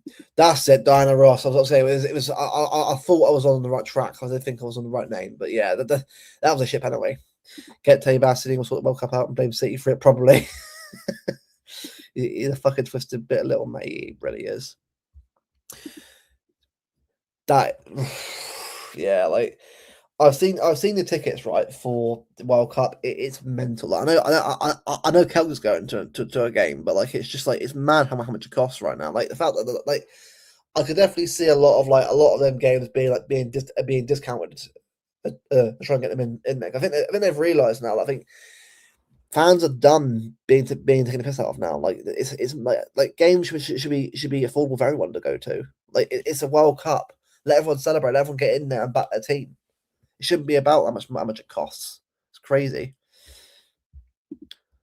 Oh, is it right? Well, even so, that's crazy. That, like, I mean, that's crazy even for itself. And the fact that what, like, how much, like, how big is like the Busquets Arena? How big is it? Because I'm going to imagine it's a massive. Oh, I'm going to imagine it's a proper, like, big ground in itself, but I guarantee the actual ticket allocation will like slim, because of course it's all about celebrities and that, and being there to watch the game, isn't it? I imagine, which is like why football's going downhill.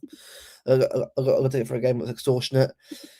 Yeah, and DC. I mean, I know it should be. I'm not saying it's like 20 quid, but come on, man, like, at least 40, 50 at most. Not 20 quid, like, not like $200 something. How much it's going to be? It's ridiculous. It's disgusting how they're treating fans over there. It's crazy.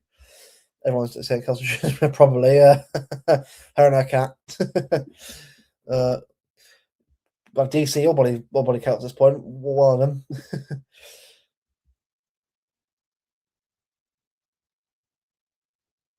Oh yeah, well, that's Tabas.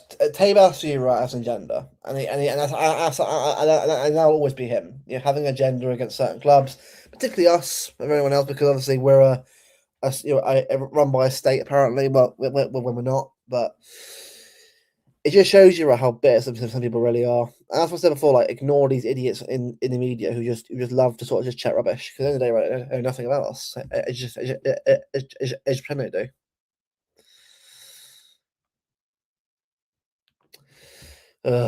Yeah, but no, honestly, it's I mean, speaking about Madrid now, Steve, sorry, Steve, Nick, I'll ask you, mate. I'm not sure if are you going to that game, or I show UCL, so I doubt you are going to that white game. Imagine you're more of the league, I'm guessing, or FA Cup obviously on Saturday, but I doubt you're going to the UCL thing, are you? Because I know you aren't a fan of UCL games, are you?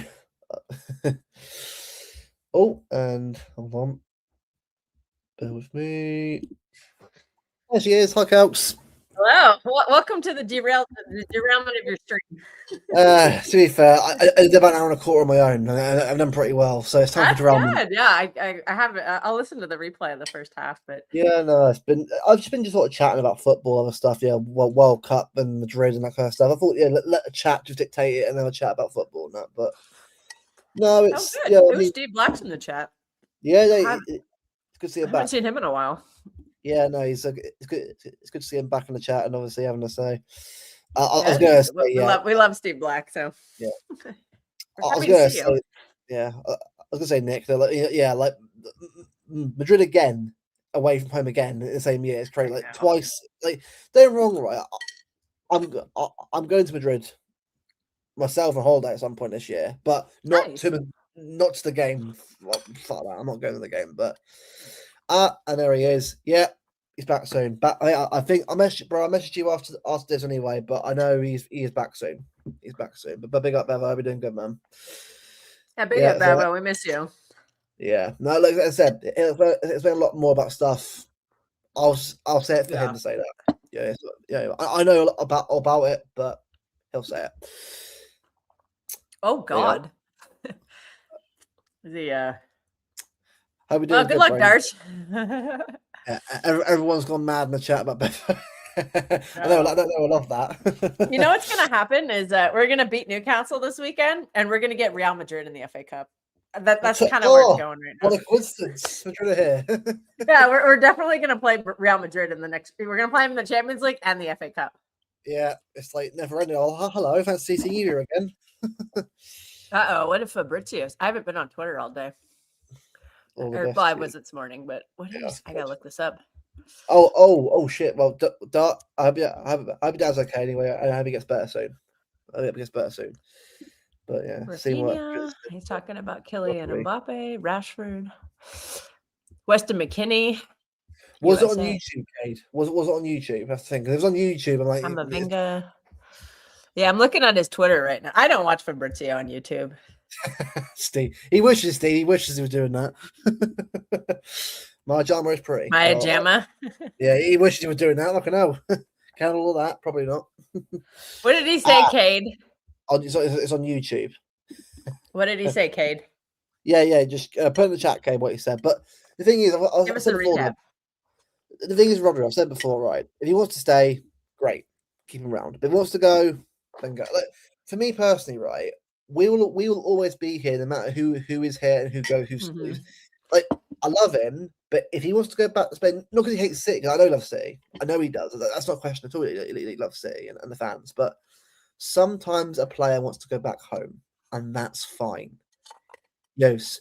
And if it is, and personally, if I choose other club you go to, it'd be Barcelona or Atletico Madrid.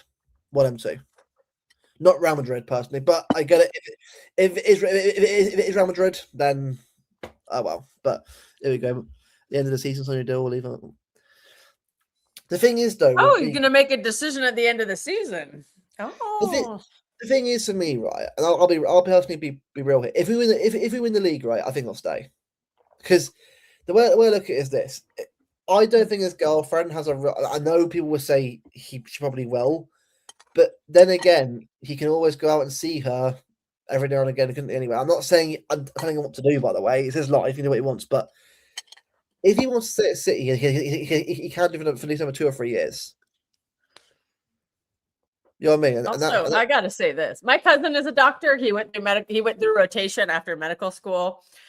They're not going to see each other very much. He's a professional footballer. She's a medical doctor doing like night shifts and stuff. They're not going to see each other a lot anyway. So if he did just stay for a year or two, because that's a couple years that you do the like. I don't know. I forget what that residency. That's in America we call it residency. I've seen this a couple of times. My one of my other cousins married. Well, they divorced, but they were in the same situation. He married a girl who was a doctor or was going to be a doctor, and he was in the military. And she ended up leaving him because he kept going on deployment. So I don't know if that's a harbinger of doom, but. This is what I mean. Like, in the day, right? Like, it's up to him. If he wants to stay, and hopefully he does, then great. But that's why for me, I'm not panicking about it because at the end of the day, right, it's out of our control anyway. Like, and personally, from what I've seen of him and how he's been after games, the guy's buzzing to be back playing football again. And I think that's probably what it is for him. He wants to be playing week in, week out again, getting the World Cup ready as well for Spain. I have a feeling before World Cup, he'll probably decision for World Cup, I reckon. That's what I'm feeling. Because I think he'll say, right, for World Cup, this is what I want to do. I'll say, I'll probably stay, sign the deal, and go to Spain. Big up, mate. Yeah, big up, man. Oh, that was not a stew. I just had some I had some pasta and some chicken. I was just like inhaling really quickly. Sorry to be rude and eat on camera, Yeah, but I've just been I've been ripping crabgrass out of my front yard. Ugh. it's right. It's right. I had chili and guacamole and sour cream. So I've had a Oh, nice. Yeah, delicious. I know. I'm I gonna mentioned, make some chili tomorrow. I was gonna do it today. I'm just having like a bum. I don't work today, so I'm just kind of yeah, I'm chill. just having Yeah. a day where I'm like getting stuff done. I'm not really accomplishing much. Oh, Or I mean, like, counts.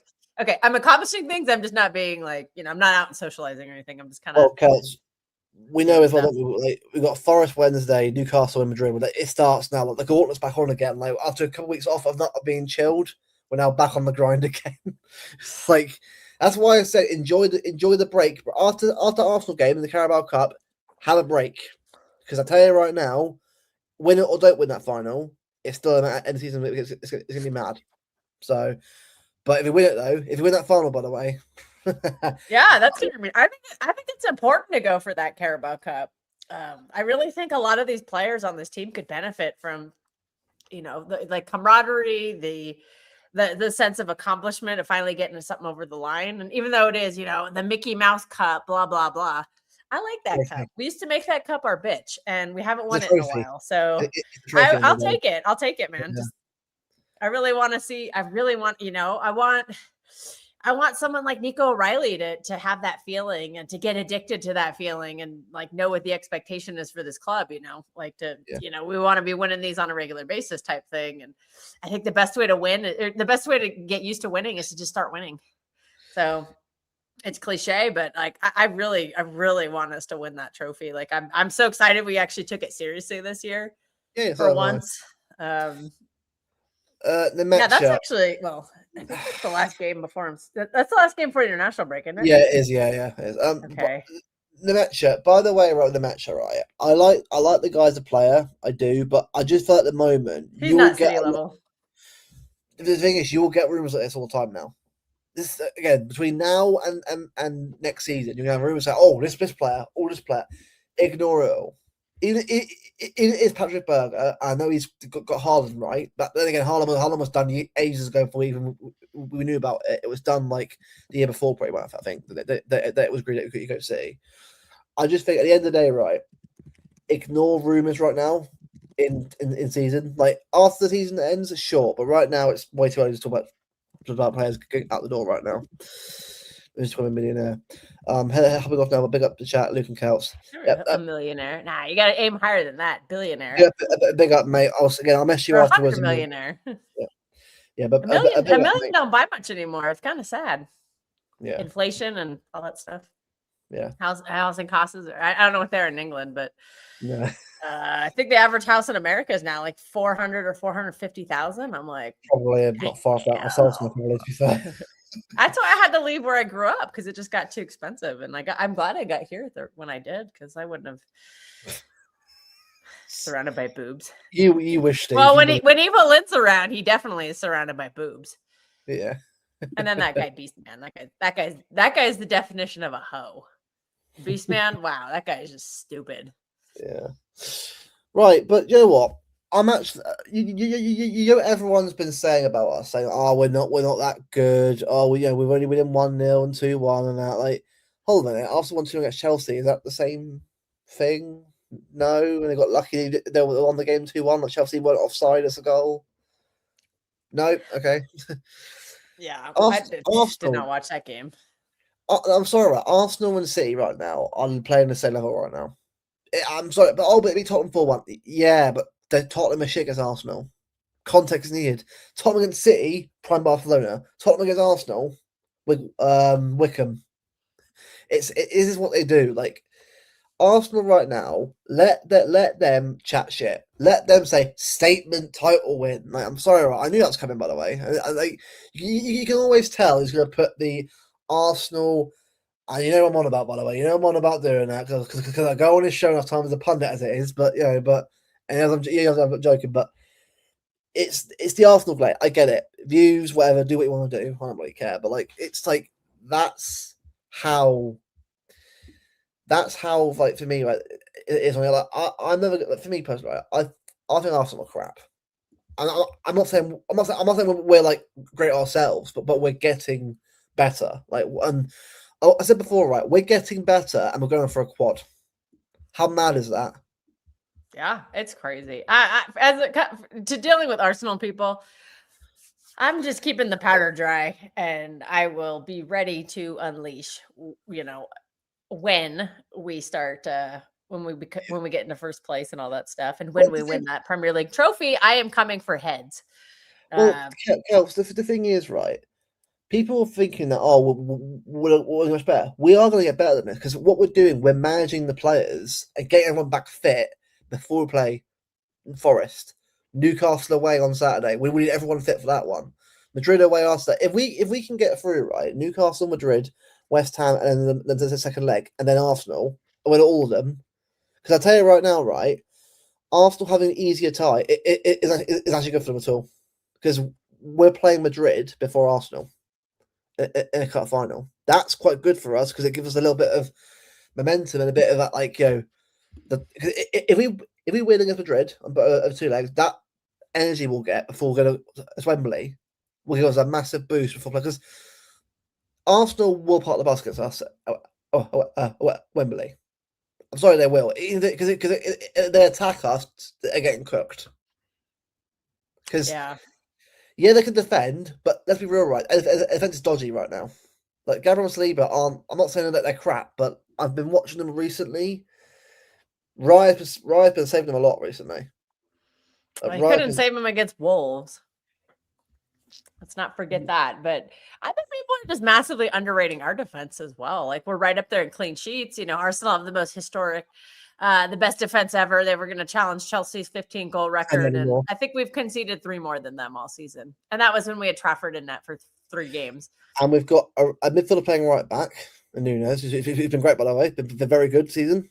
Ever I'm since that Brighton Bozo moment, he's been a lot better. He's been so going much to say it, Kelgs. I think he's, to me, team season right back this year. I'm not. Yeah, he's right up there. Yeah. Timber. Again, it just depends on what you're looking for. And everyone will say Timber, but I didn't think Timber was that great against. There's some game. He's a little. I've heard he's just been stinky in some of these games. Again, I don't watch Arsenal anymore. Hey, it's Tone. We got Tone Man doing good. Tone and I are keeping Team Rodri alive right now. I think we're the only two in the fan base who are like, yeah, he's gonna sign a new contract. No, I think it'll stay. I'm We're just the only saying. ones. I'm kind of prepared if it doesn't happen, but I do hope he does stay. That's what I'm sort of. Yeah, he might not sign a new contract, but I think he'll be here next season because What? ooh, Tone is going all in on the quad. Ooh, The thing is, right? Because it can happen. Well, it can, but beat Arsenal Carabao Cup, I'll believe, because at that point, because I'm sorry, right? Watching Arsenal at the moment, genuinely, if a team puts them to bed, like chances taken and we take them, we can beat them at Wembley. Because their attack right now, Saka is so out of form right now. A goal then goes quiet against Chelsea. Gyökeres against Chelsea, nowhere to be seen again. Scores 2 against Tottenham, then and goes quiet again. Martinelli, terrible. Trossard, terrible. Rice of Mendy, crap. I say them 2 against Rodri right now, at current form, they got no chance. Yeah, Rodri's gotten so much better too, because he did play in that game at the Emirates, and that's when he was really struggling with his fitness. But he's improved massively. He's starting to look like he's starting to build back up to. He'll never get back to unplayable Rodri, which, was Ballon d'Or Rodri. But, there's no reason why he can't get back to even if he got back to 21, 22 Rodri, that was still a great player. And I think he's showing signs of that. I think he's just, there are moments in games where he still has, issues here and there. I'm a little nervous that we're not rotating him enough right now. He's playing full 90s in all the games. I hope that changes. Once we start playing every 3 days. I think it will come. It's going to have to. Yeah, Nico G just cannot just sit on the bench. I know Nico G will play on Saturday at the Cup game. But, I need to start seeing Nico G come on late in games, too, because, I think let Rodri, save him for a full 90, for some of the bigger games now. Don't play him a full 90 against. If Rodri stay, imagine Kels, Rodri Guardiola double signing. You think I glaze Yashko Vardial? Ooh, you've never seen anything. Rodri is my guy. Yeah, no, Rodri's the best in the world. That's why. Like, he's just the best 6 in the world. I'm gonna fight tooth and nail to keep the best player on my team. We're just a better player with Rodri, like so much better. I think he's the heart and soul of our team. He runs the game. Like he breathes life into everything. Like, I know he's playing a little further back to pick the ball up and stuff, but like, he's adapting to that. But, once he has that ball in the middle of the pitch, man, it just drives everything. He always makes the right passes. I think he and Turkey are starting to develop a little like chemistry together. And that's fantastic because we need Turkey to create chances. And I really want to see Turkey back in this team because I love Turkey, techie baller. You got to love him. Oh, Kels, imagine Premier League is a priority. Yeah. Yeah. Imagine on June 1st, you get a Rodri and Vardy double contracts on them on the same day on June the 1st. Pure cinema. And to quote my avatar Cheryl, sploosh. Oh dear. Anybody get that reference from Archer? Yes, I know that reference. Sploosh. No, but this is the thing. I just to go get Krieger's robot. No. No, look, big up Tone, mate. Yeah, well, I'll get you what. Big up Tone. Tone and I are carrying Rodri FC right now. Yeah, Tone and I are Rodri FC right now for anybody. Also, quite quickly as well. I know Martin's not here in the chat right now. I know he's obviously had. I think has something going on this week. I think I'm not sure what it's about. He's got something going on in his personal life. So we wish Martin all the best, and we hope he's doing well. Yeah, and we're back on again. We'll get him on Tony on again at some point. But again, when Martin's 100% right now. Yeah. Let's let him focus on his issue, and we'll I told him this yesterday. I said we'll catch you on the other side. Yeah. Oh, hang on a sec. I'll be right back. That's good, no worries.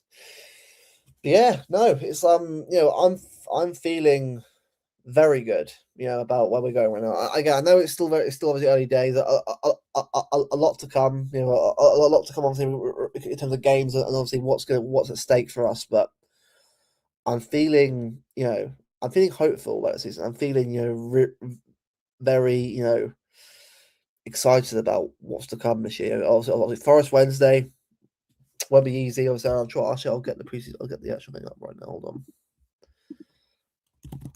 Mob squad builder. So let's have a look. Put City. Right. No, she's back in the bet. She's going to get something with Bishop back in a little bit. Yeah, he probably will. He probably will, Louis. He probably will. Right.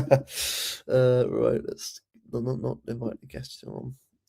Let's share screen. Let's get it started. Right, here we go. Right. So this was a team against Forest. Now, chat. Do you think Haaland is back for Wednesday, or do you think he'll be rested again for Newcastle or for Madrid? Because I'm just thinking, like, it's very likely that we might hear a case of Haaland rested again or something like that. Because I just have a feeling that I'm not saying he won't play or he can't play. Like, obviously, I don't know what's going on with his injury, but will he play the two up top again that he did against Leeds? Obviously, he was forced to, obviously, because of being injured, but. Well, Alf, hope he does, Alf. I hope he does. Obviously, I'd love to see him play. I mean, but who do you drop there out of Mauricio Semenyo? Like, did Haaland drop? Sorry, not Haaland. Did Mauricio drop Haaland? Is it that? Like, is this the team that you play? Like, is it the same team as the last one? Or obviously, Riley, I'm not sure if he's obviously fully fit yet, but is this what we would play on Wednesday, or would you play something different? Because Doherty, yeah, I'm actually on the bench now. I can't see him starting though. I can see him off the bench maybe, but I can't see him starting the game. I imagine it'll be probably a case of give him a little cameo probably off the bench, but I don't know whether he'll start the game or not. But do you play the same team? Ori's fine. Yeah, well, hopefully he is. Gigio, Nori, Gahey, Diaz, Nunez, Rodri, Burnley, Phil, Jimenez. So you play what? So Phil over O'Reilly, yeah? Yeah, we keep Haaland on the bench, hungry and fresh, and we've even. Yeah, that's probably what I do as well. But obviously, if he's fit, then fair enough. But So what playing?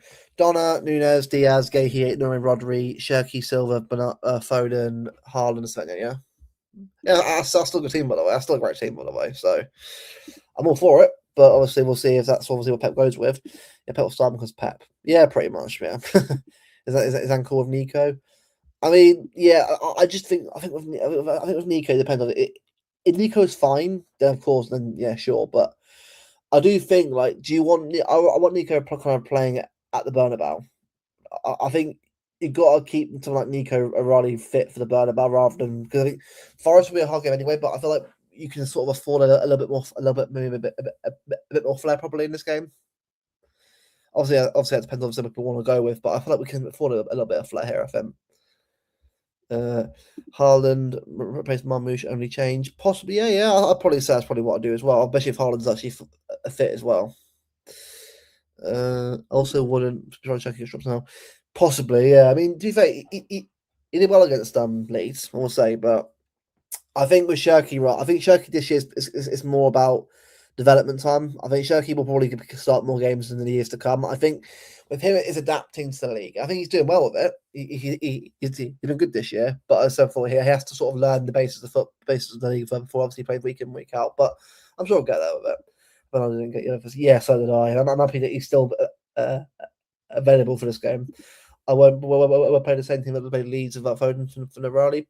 Okay, yeah, I'd say that's probably what I'd probably. I mean, obviously, if Haaland's rested again, obviously, probably Omar again up front with Semenyo. I think Shirky should have been shown the red. Should have been shown. For Sorry, what? I was gone. That's all right. I'm just doing a lineup thing for Forest because I'm just thinking at the moment because I'm thinking like O'Reilly obviously came off with a knock. Do you play Nico O'Reilly on Wednesday or do you rest him? I think you really need his physicality in this midfield. So if he's available, yeah.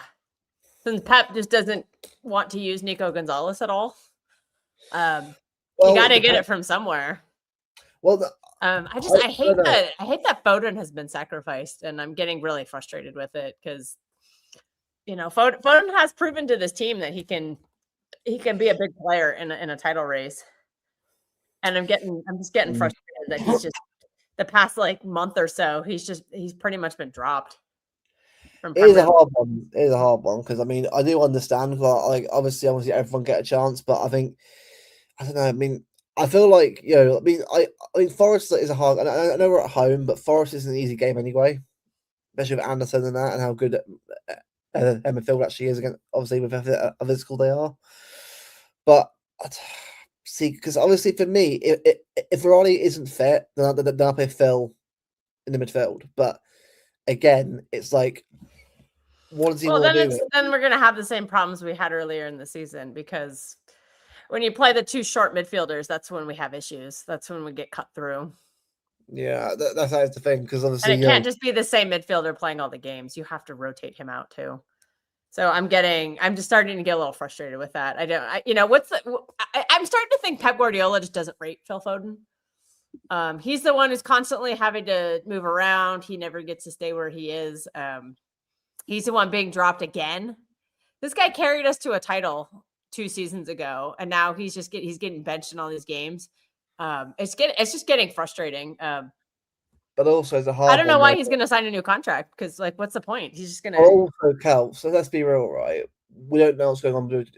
Doing a lot behind the scenes right now as well. That's the thing. Like, I know it sounds very easy to say that, but we don't know, do we?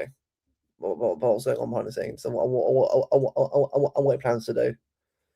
I just think he's one of our better players, and so to see him not playing I think it's hurting. I think it's hurting us in the attack.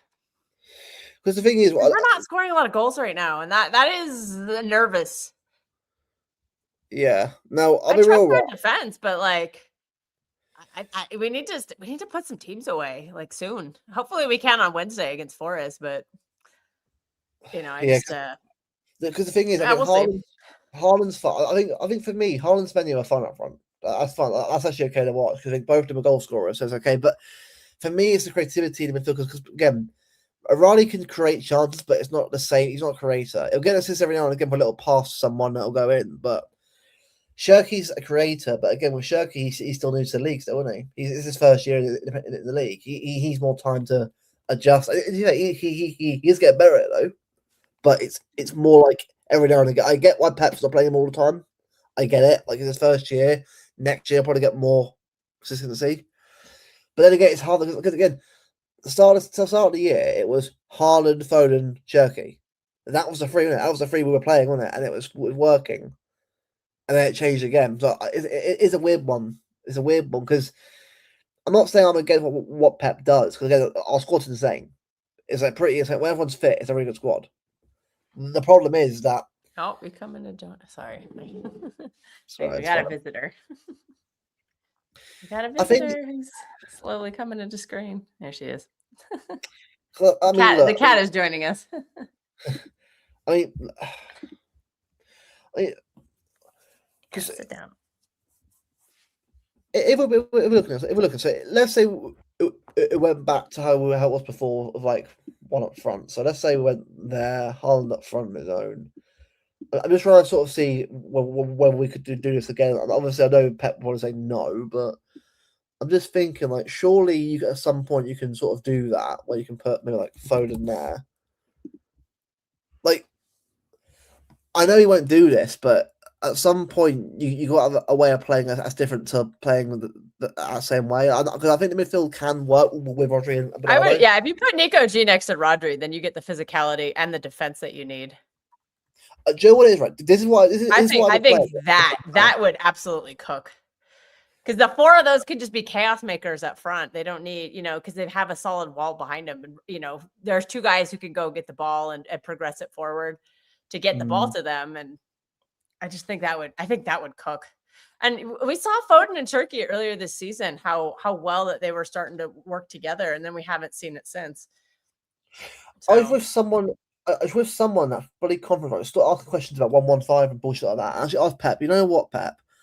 Explain to us why we aren't seeing Foden and Shirky together at the moment. Like again, that would require actual journalism. They're too busy looking for headlines. Oh wait, see, I can do that, but everyone else can.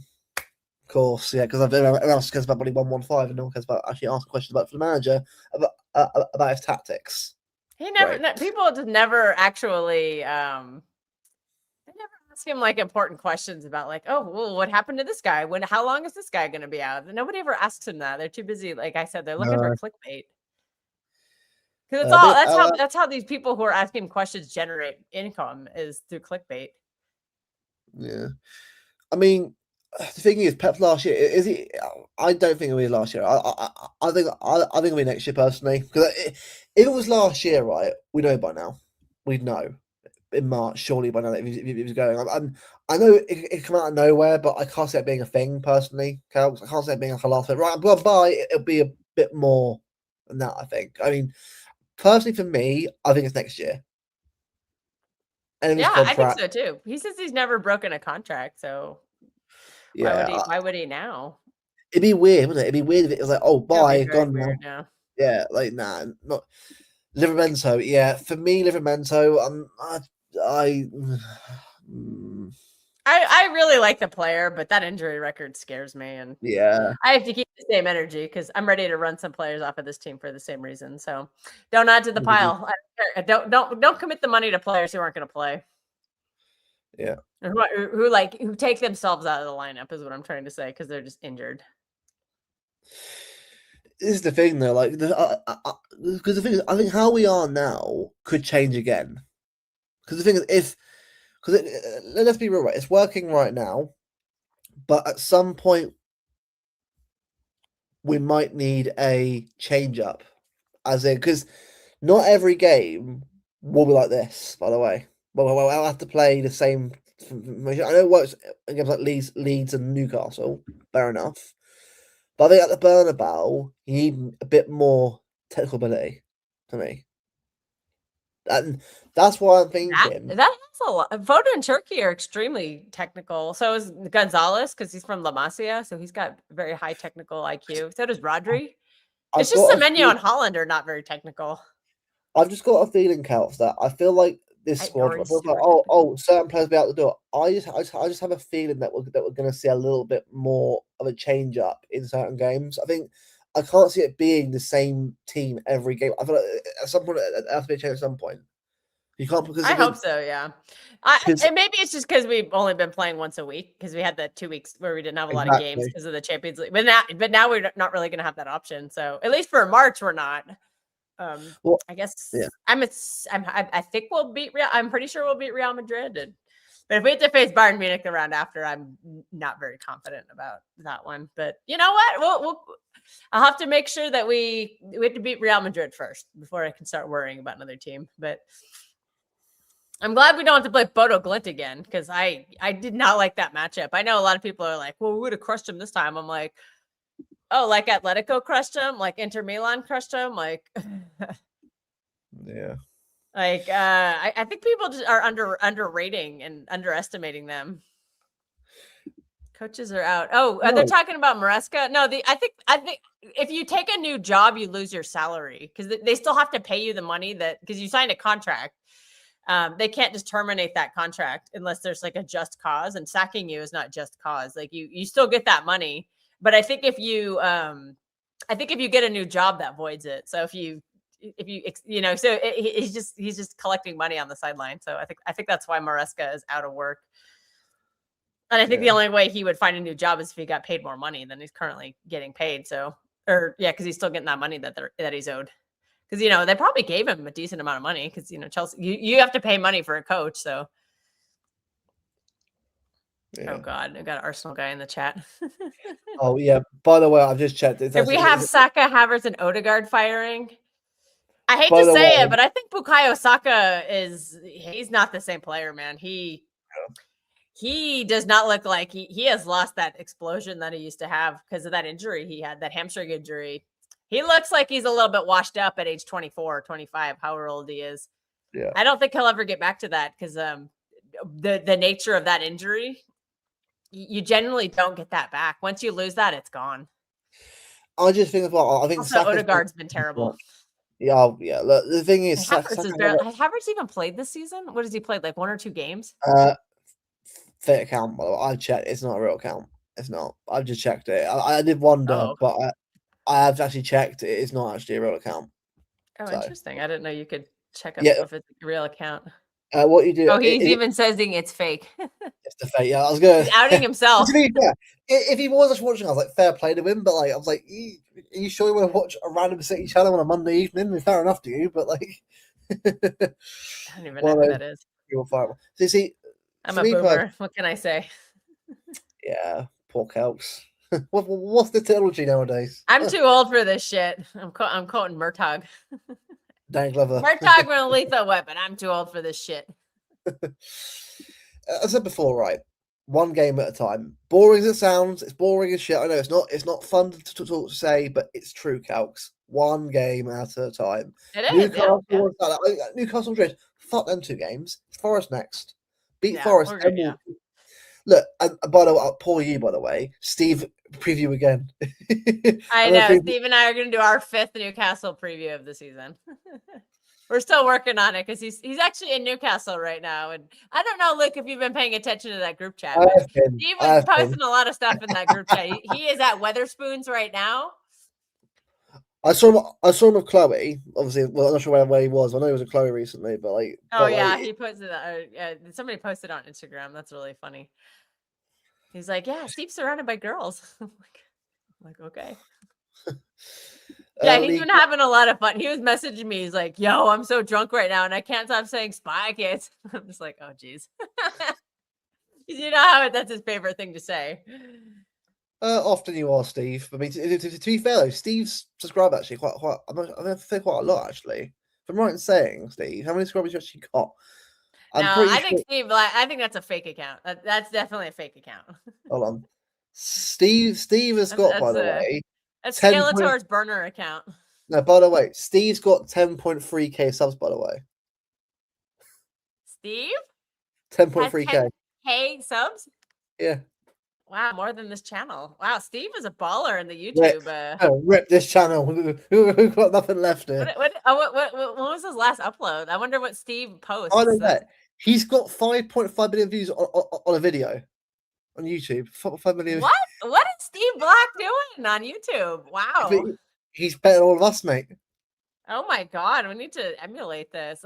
We should go look at his old video catalog and see what he's got. Yeah, what, reacting to Steve's content? Wrong word to say that.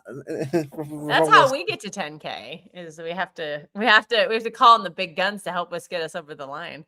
Yeah, come on, Steve. Wow, Steve Black has 10,000. He must be balling then. Must be, bloody hell. Steve is the agenda. Agenda. Agenda. He's got an agenda.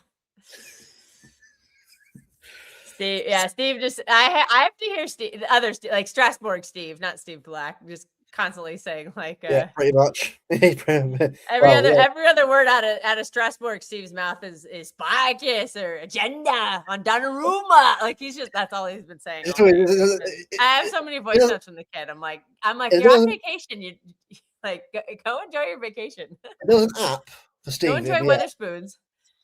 Oh, Weatherspoons. He's at Weatherspoons right now, drinking cheap vodka. I'm like, oh God. I walked past the one in Manchester. Well, Kelgs. Didn't go inside though. So Manchester will go to Weatherspoons and just get absolutely pissed. That's what I've heard that Weatherspoons is. Yeah. Wait till us to get somebody. Oh God, Steve, no. See you. I'm looking this up. Oh, God, that'd be funny. That'd be brilliant to watch. I gotta find. Wait, I gotta look this up. At Steve. So Steve's got more subs than Buddy Martin. That's mad. I can't find this account. No, it comes on that exactly, Steve. It's all about you, isn't it? It's all about you, Steve. Your channel. He's never inviting me on. I can already tell. Yeah. Too much Tila. It's just him and no one else. Screw you all. You aren't real fun. Steve, link to your channel now. But yeah, Luke, I asked Steve to call it Martin Show and he refused. To be fair, the day Steve calls into a channel was the day that I think that's when we get 10 million views. We're gonna get 5 million views on that video. Yeah. And we're all gonna jump up to 10K. Yeah, Steve Black is who? Like that. True City Fan TV is gonna try to get an exclusive with Steve Black. Imagine that. It's just like only if House Captain comes with him though, because those two have very good. They're hilarious together in the chat. I think that's Magnus, by the way, but like, yeah, again, like, to be fair, Magnus actually has been on camera before on Martin's channel. Oh, he has been. Yeah. Oh yeah, I think he's. I think I've seen him on there. Gosh, exactly. 1 hour for Steve Black talking to Steve Black stand up. It'd just be ripping all of us apart. It'd be great. It'll be great. You know, if we ever do our drunk stream on True City Fan channel, which we severely neglected, we'll get him on to just like we'll wait till the end when Mateus and I are just absolutely tanked, and then we'll be like, Steve, come on, and then he can just rip us. It'd be so funny. By the way, right, I'm just saying. City Fan TV, True City Fan. No, we're not good enough for Steve Black. Wow, we're not good enough. Burn. I think you'd be tempted if Mateus and I were drunk, though, and Strasbourg Steve, because it would take Strasbourg Steve one drink. he probably would. But yeah, I've got the money, mate. What do you mean he'd expose us? I've got the fucking capacity for that, mate. I'm an open book. I have nothing to hide. There's nothing to expose. I think I'm pretty open about my opinions and my feelings. Not much hiding going on. I don't have I'm not one who can really hide that kind of stuff. I am who I am, and I can't really I can't fake being someone else. Oh God, no. Like honestly, I mean that's probably why for me I just I can't fake reactions. I think no, I can't because I just think I can't be bothered to sort of pretend if someone I'm not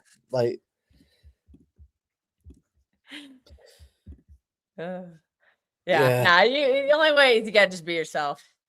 If heard you right. Wow. Open, there you go. Sure. Read it as that. That's what he said. Literally, that's what he's. That is what he said. But no, but you know what? I'll ask you anyway, Carls. But I mean, for Wednesday, I mean, look, it should be a win anyway. But what do you actually? Do you think it'll be the same sort of team again on Wednesday? Do you think it'll be a change-up team on Wednesday? I think they'll be. I mean, I think the back line pretty much picks itself, so I don't see any rotation there. I know. If they kind of press us in the second half and start trying to counter us, then maybe you'd want to put Husanoff in just for the pace. But I don't really see a reason to change the back line. It's been working really well.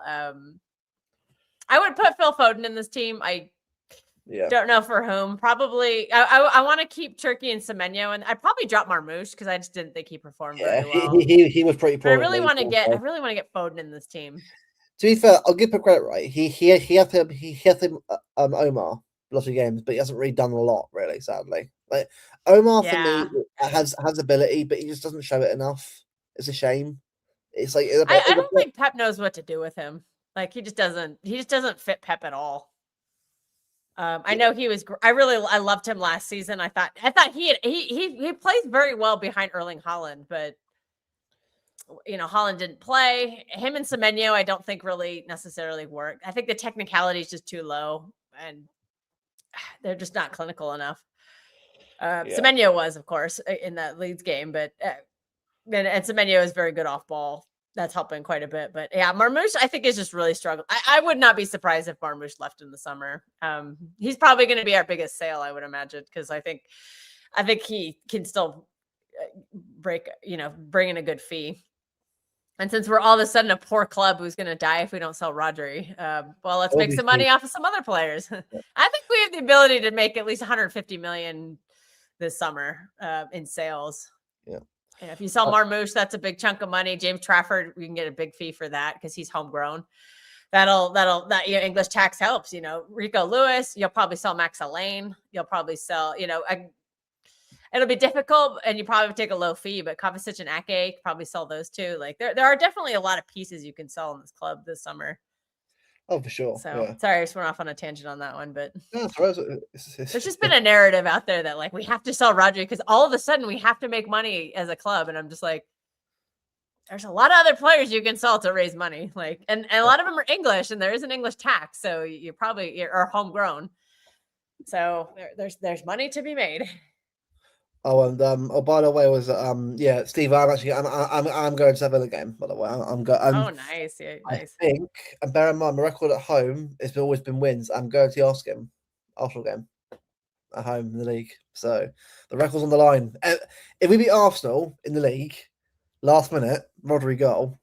Run it back. Take his shirt off. Run it back. I'm going to tune in, right? Somebody's shows, right, on the terrace. Say, what was that? just come in and sort of just because honestly, Kels, if we do end up beating Arsenal in the league, right, and we sort of do them, you've really got to go in there on Judge Mo and all these shows and give them the grilling of like the Egal. I will. Has to be. No, I have to wait. I like I said, I'm keeping the powder dry. Yeah, Although I just say little things and it rattles them. Like, they're all giving Declan Rice the Ballon d'Or, and I'm like, this guy's not that good. Like, I don't rate him that high. Oh, what? This is our competition, by the way, guys. Competition.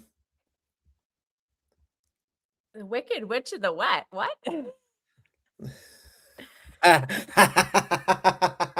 That's so rude. Well, I am flying to Europe at the end of the month. I'm on standby though for part of that trip now. I'm spending my birthday in Greece. I am supposed to go to Jordan in the beginning of April. I don't know if that's going to happen. I am waiting. Because I paid for a lot of money for a tour, and I don't know if it's going to happen. And I'm kind of waiting. They emailed me today. I did hear from them, so they're like, we're determining. We're gonna wait and see and how things change. I think they have a tour going on right now, so if it's happening and it's okay. But I did hear that someone we stream with who lives in Jordan, Hussam. I heard through the grapevine that he had said on a stream that maybe he wanted to evacuate the country, and I'm just like, oh, Yeah, that's a bad sign. So I didn't hear the stream. I just heard it through the grapevine. if I But was anyone, if it's public and then then I'm not spreading rumors if it's anyone in the public on chat a right stream. now wants to go to the Middle East, but not like China and that, like not that, but like especially like around the Saudi and Lebanon and that. Not for the moment. Let it calm down a bit, Yeah. and because it's a bit mad out there right now. Yeah, I'm waiting. Right now, the airline I'm flying, they're issuing like free cancellations and free stuff. And the date's only through March 12th, and I think they're just keeping it as like it's an ongoing thing. So I'm just gonna keep monitoring it. I'm definitely gonna go to Greece because I have no issue with that. It's just a matter Greece. if where I'm gonna return home to, because I'm spending my birthday in Greece. I'm gonna go have a nice little trip by myself, and then Amsterdam. I'll see where I'm going after that. If I can't go to Jordan, I'm looking at Albania because I could just fly to. I've heard the Albanian Riviera is absolutely stunning. So, and it's probably cheap. So I'd like to go there. But this year I turned 26 this year, so I'll be going to Amsterdam this year. That'd be nice. Yeah. Oh, Amsterdam's nice. Yeah, I spent 24 hours there, but I really liked it. So I need to go back. I have a friend who lives there right now, but she's coming back to the US. I'm like, girl, you have a job I'm like, you have a job in Amsterdam, and they said they'll extend your contract. Like, what are you doing? Like, go stay there and get residency. Like, have an escape route. Like, but Bangkok. Yeah. I've been to Bangkok. We're in Greece. I'm going to Athens. Athens, lovely. Athens, yeah, I've never been there. Yeah, if I end up not going to Jordan, Red card, Madrid. Look, Must Antonio was sent off. I would put it on, but the second I turn it on, they'll score. So I'm not going to leave it. I'm not going to do. I firmly believe in the jinx, so I'm not going to bother. But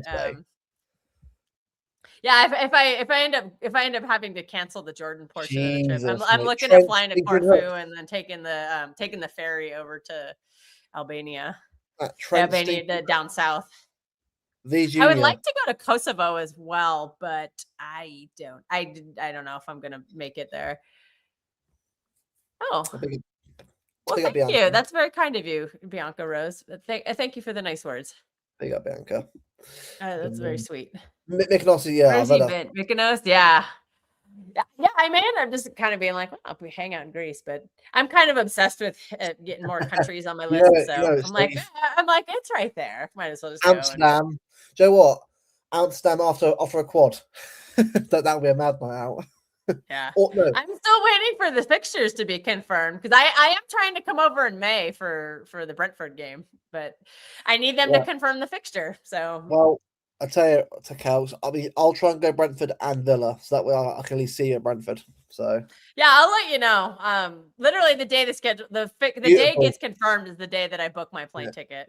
Kefalonia is beautiful. Kefalonia?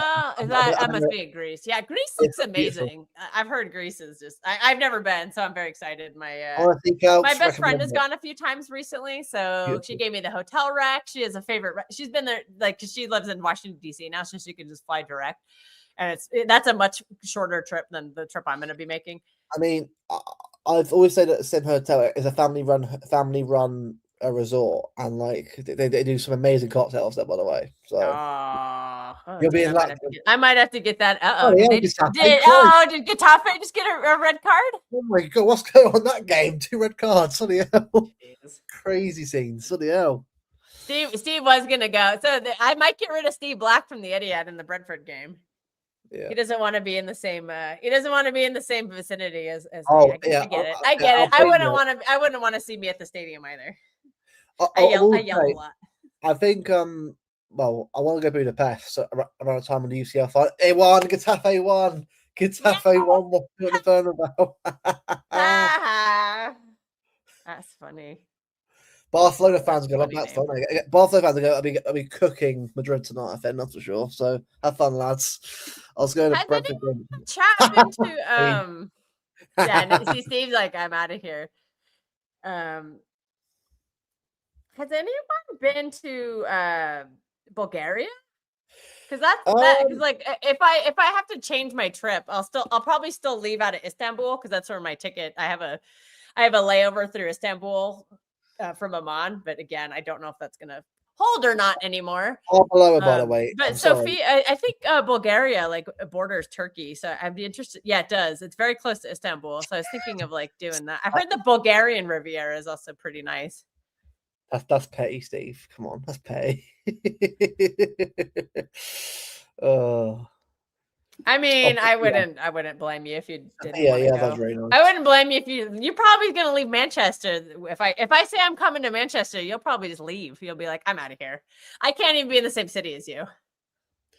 European tour. See, I want to go, but I want to say I want to go Budapest during UCL finals because even though I don't get to go to the game, just being Budapest around the Champions League.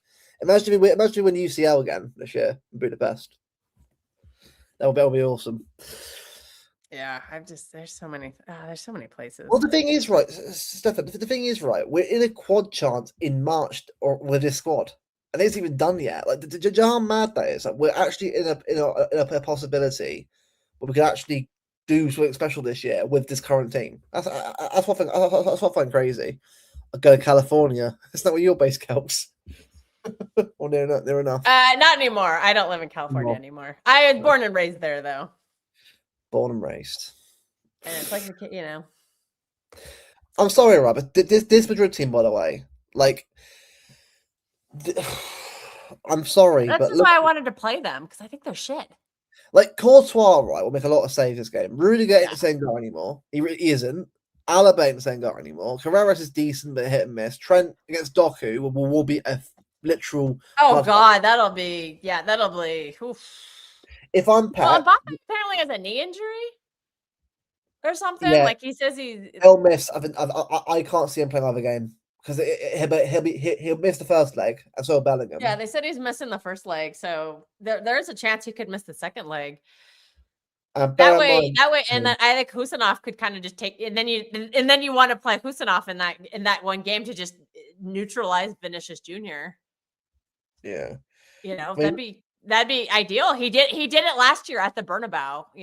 When he had just joined the team, that was like one of his first games, and he showed up at the Bernabeu and was really impressive against Vinicius Jr. So that's good to know that we have that option. Well, the thing is, right, look at their team, right? Dean Howson's just come back from injury, by the way. He's been terrible for them, too. He's not been good. Carl Howard ain't even fully fit. Rodrigo's been, like, again, shocking for them this season, apart from a goal against us. I like Brahim, but again, not consistent. Arda Güler, hit and miss. Massantuono came on, got red carded. Valverde's been hit very shite. I'm sorry, look. Even if they turn up right, put the Madrid aura on us, we should do what we will do, right? Even just get a draw at their place, or even nick a 1-0 win, and then our place, throw the kitchen sink at them and destroy them. Yeah, pull the treble season tactics. Just get a draw or keep it down to one goal difference. Yeah.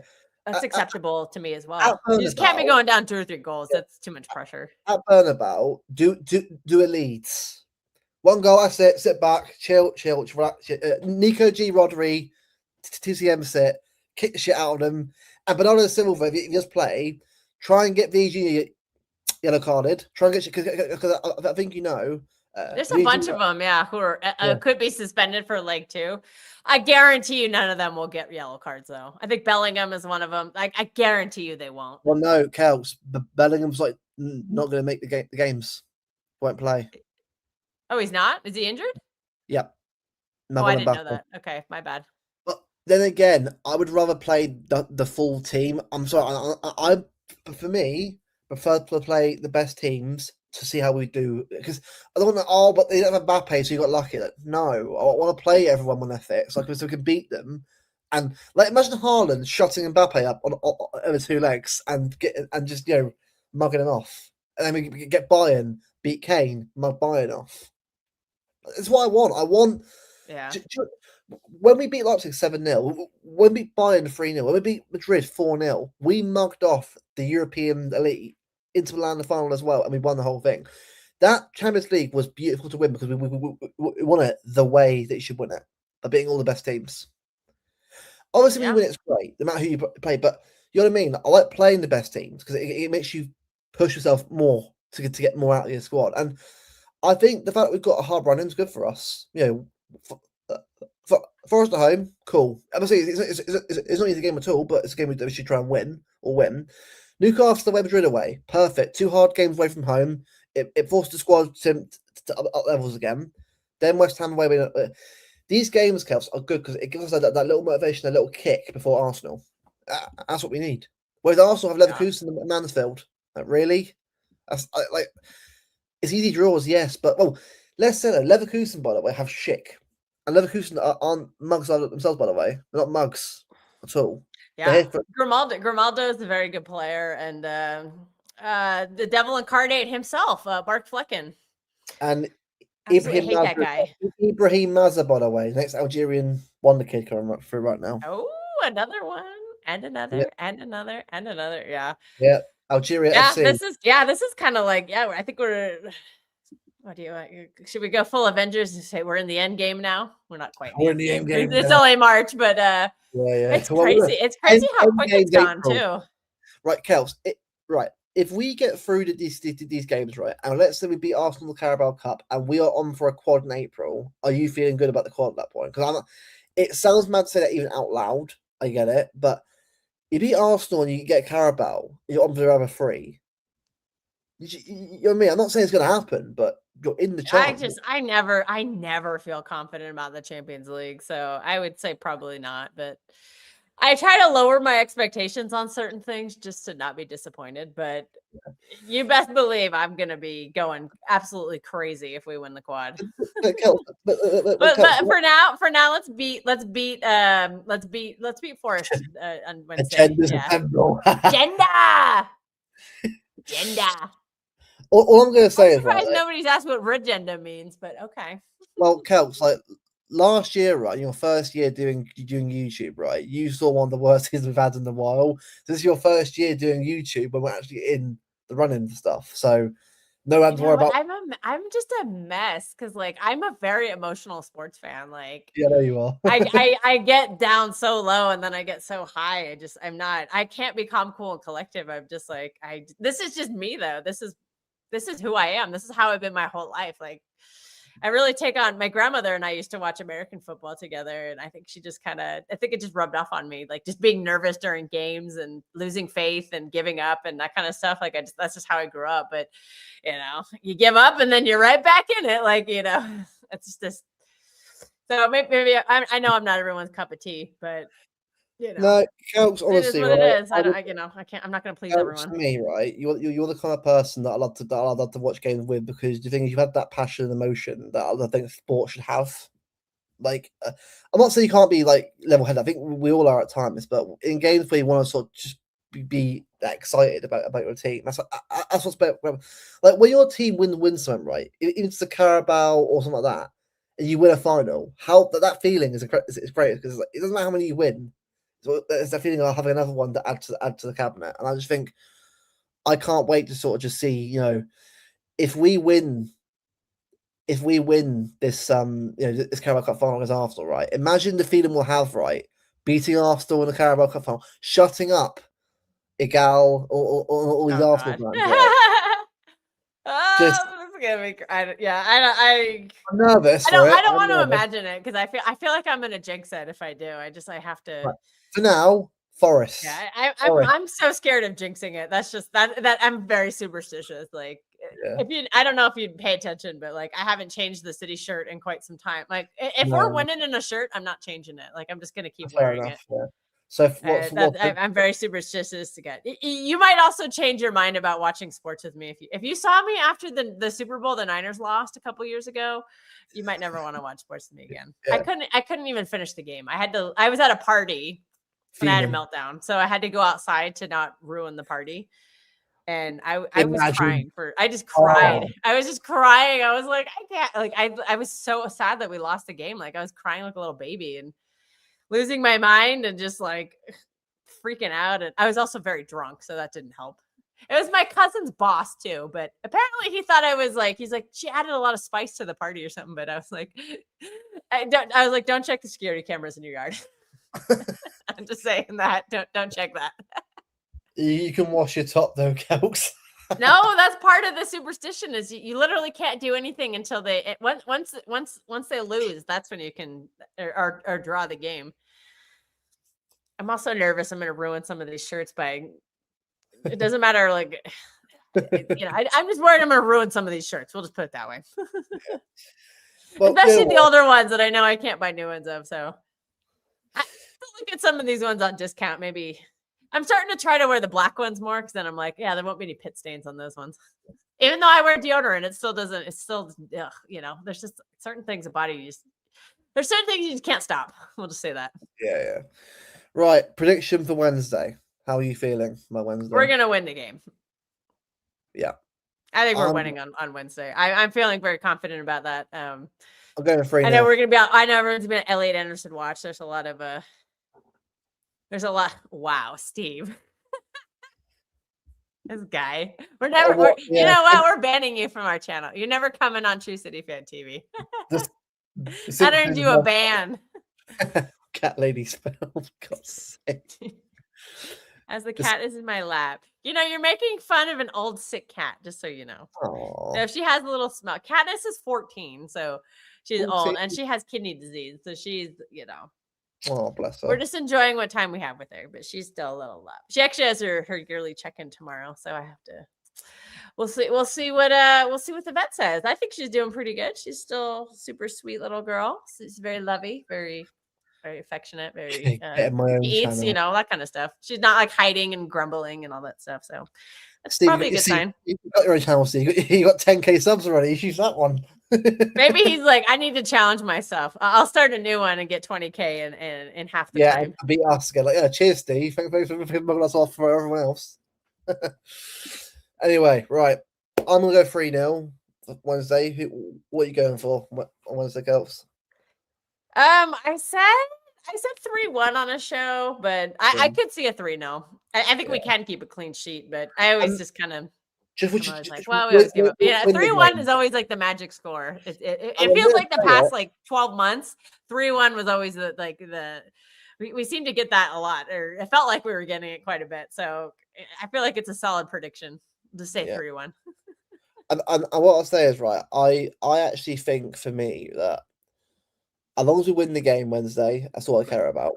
I'm not bothered too much. Obviously, goals are great. I think 3 goals would be great, but I think that Brighton game for Arsenal, right?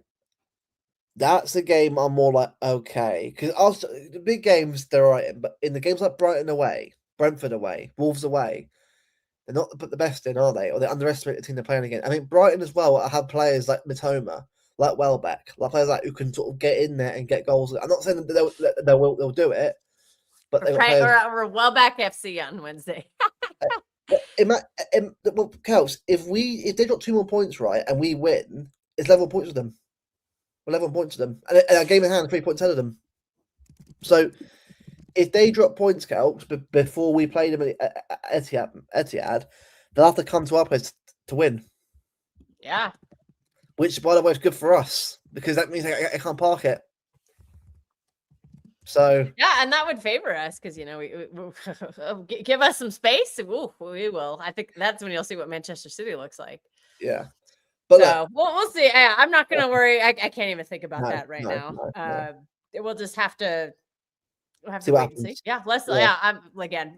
Forest away or Forest at home. That's all I can really think about. Cool. Got to think about Forest.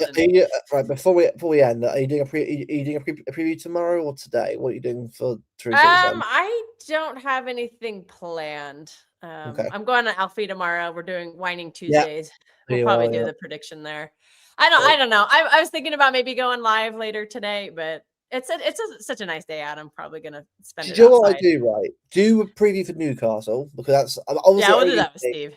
And then because you got Newcastle and West Ham, 3 big games after Forest. I think Forest's a big game because it's still a league game we're gonna win. But if I were you, rest up before next week because next week we're about to enter the fucking gauntlet. I know, and I'm doing a lot of other shows too. I've got Alfie tomorrow. I'm gonna jump on Judge Mo before Wednesday morning. Also, on next Monday, a week from today, I don't have the time yet, but I am gonna do a Real Madrid preview with Sam. I don't know if anybody knows Sam. He's a Real Madrid. I met him on Patrick's channel last year, Yeah. and we did one for the game a couple months ago. So he'll be back. I remember messaging him and be like, we're fucking playing each other again. He's like, God damn it. He's like, we're getting slapped. I'm like, until it happens, I ain't gonna believe it. But that is the matchup I would prefer. I did not want to see Bodo Glint again because I just think stylistically we clashed too much. I think Bodo Glint they know how to play against us in a way that hurts us. And I don't think it's really a surprise that they've been motoring through these teams. They found a system that worked, and I think they just believe in themselves. And I don't want to face that kind of a team. But here's the good news: Arsenal might have to face them, and I think that's a team Arsenal would really struggle with. I think because they'll just low block and counter. I don't think Arsenal play well against that at all. So I really hope that Bodo Glint beat Sporting Lisbon, and I want to see Arsenal and Bodo Glint. I'd love to see Bodo Glint and Bayer Leverkusen. I'd much rather see that, but I would imagine it'd be Bodo Glint. Imagine Bodo winning the whole thing. Oh, imagine that. Bodo Glint winning a Champions League before Arsenal. We will be there. We will be there. I wouldn't care if we lost in the final again if it meant Arsenal didn't. If it meant Bodo Glint wins a Champions League before Arsenal. Yeah. Do you know how much shit I'm calling? I will literally call Egal if that happens. Yeah. Like I will call him. I'll call him while he's on a stream or something. If he's on the Football Terrace melted down, I will literally be like, Terry, I'll call both. I'll be like, you will answer your crimes. I'm coming on. Your Arsenal crimes, yeah. That would be. If City can't win it, then I'm rooting for Bodo Glint. Look, all we can do, Celts, one game at a time. Yeah. I don't care if Arsenal win or not, right? Just win your game. Get your job done. Get the 3 points, and after that, Newcastle. But again, Newcastle on Saturday, game on Wednesday. I'm going 3, you're going 3-1, I think. So, come on, City. The good news is that I don't pay attention to Arsenal anymore. So, and that has saved me so much stress in life. So, if you want a clearer life with more peace in it, don't watch that terrible football they're playing. Like, just don't bother. I mean, it's just so bad. And your life will just be better if you don't watch it. Like, I couldn't watch Liverpool when we were in a title race with them, but maybe I should have, because at least Liverpool played beautiful football. Like, that was exciting and fun to watch. And I'm not watching this haram ball. This is terrorism football. Sorry, I hope that phrase doesn't get you banned. But it's just not good football to watch. I retract that statement. To the censors listening, I retract the statement. We're talking about football. You never know it's going to get banned. But we've got 13 in it.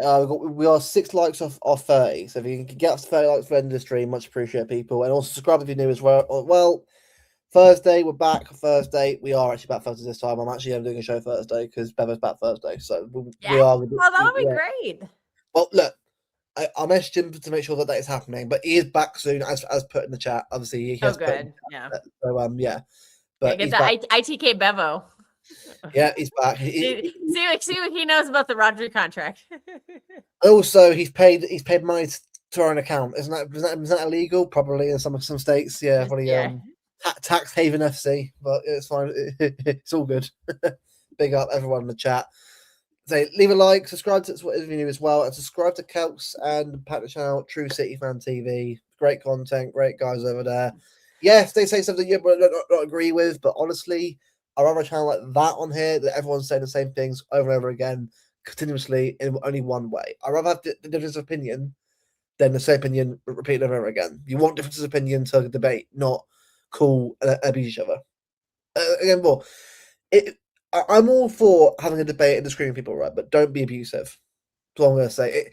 It ends the argument there. Because at that point, we know you're being immature and just can't handle someone saying something that you don't agree with. And that's when in this channel, I understand it myself. I'm sure it's the same on City Fan. Like, any kind of abuse is just intolerated at all. It's not tolerated at all, man. It's football. Ain't that deep. Never is. That in life, it's not football, but when we're chatting about football, how it should be, then I want to make sure that we actually are respectful. Yeah, I will, Steve. When you do it, Steve, they'll pick it up. Steve, drop your link in the chat. Yeah, but drop the link. Yeah. Drop it in. We'll give you 2 more subscribers. I gotta see what this content is. Luke agenda. Yeah, there's always an agenda on my channel. Agenda. Luke has an agenda. Of course I do. I don't know what his agenda's on, but he has an agenda. They're abusing you. Like, I have a clear agenda. We know other people have a clear Donnarumma agendas. Sorry, a bit of cough there. Spartacus. Spartacus. Nah, look, that. Never. No, big up Spartacus. We love you. Abusing us. You're a hypocrite. You abuse us all the time on our channel. Hypocrisy. Skeletor over there. Yeah, exactly. Hiding behind a bloody tree and sunlight. You know what? We're just gonna call you. I'm gonna start calling you Merman if you don't watch out, Steve. Boy. Ooh, Kelk's putting the gauntlet down there. My agenda is Thailand. Well, good for you, or man. Beastman, because Beastman is such an idiot now. Anyway, leave a like, subscribe with your news, subscribe to True City Fan TV. We're back Thursday for post Forest, pre Newcastle. Enjoy the game Wednesday, guys. Come on, City, let's get the win. And Brighton, do us a favour. If come not, on, Brighton, come. Yeah. Get that guy from Anfield with the bird hat. Remember the guy and his kid? Those are some of the best tweets I've ever seen. Poor kid's embarrassed because his dad's wearing a bird hat. wearing the little bird thing. Elkador. Wow, that's a great name. I thought I was Evil Lynn. I thought it was Tila. He can't make it. No, he's changing up. I did dress up as She-Ra for Halloween one year. Oh wow, fair play. I went to Disneyland too, because you're not allowed to. You can on Halloween. I went to Disneyland the last time I went was like 10 years ago on Halloween. You're not allowed to dress up as Disney princesses because like that can confuse the kids. But yeah, I was like, well, I'm a princess, but I'm the princess of power, not a Disney princess. And I didn't have any issue. There was not a lot to it, but I tried to make the pieces. It didn't go very well. Obviously no fake sword. That wasn't going to happen, but it was fun. It was fun making the costume. That's my fetish. Wow. Anyway, big up, guys. Hey, we weren't even talking about Vardy now.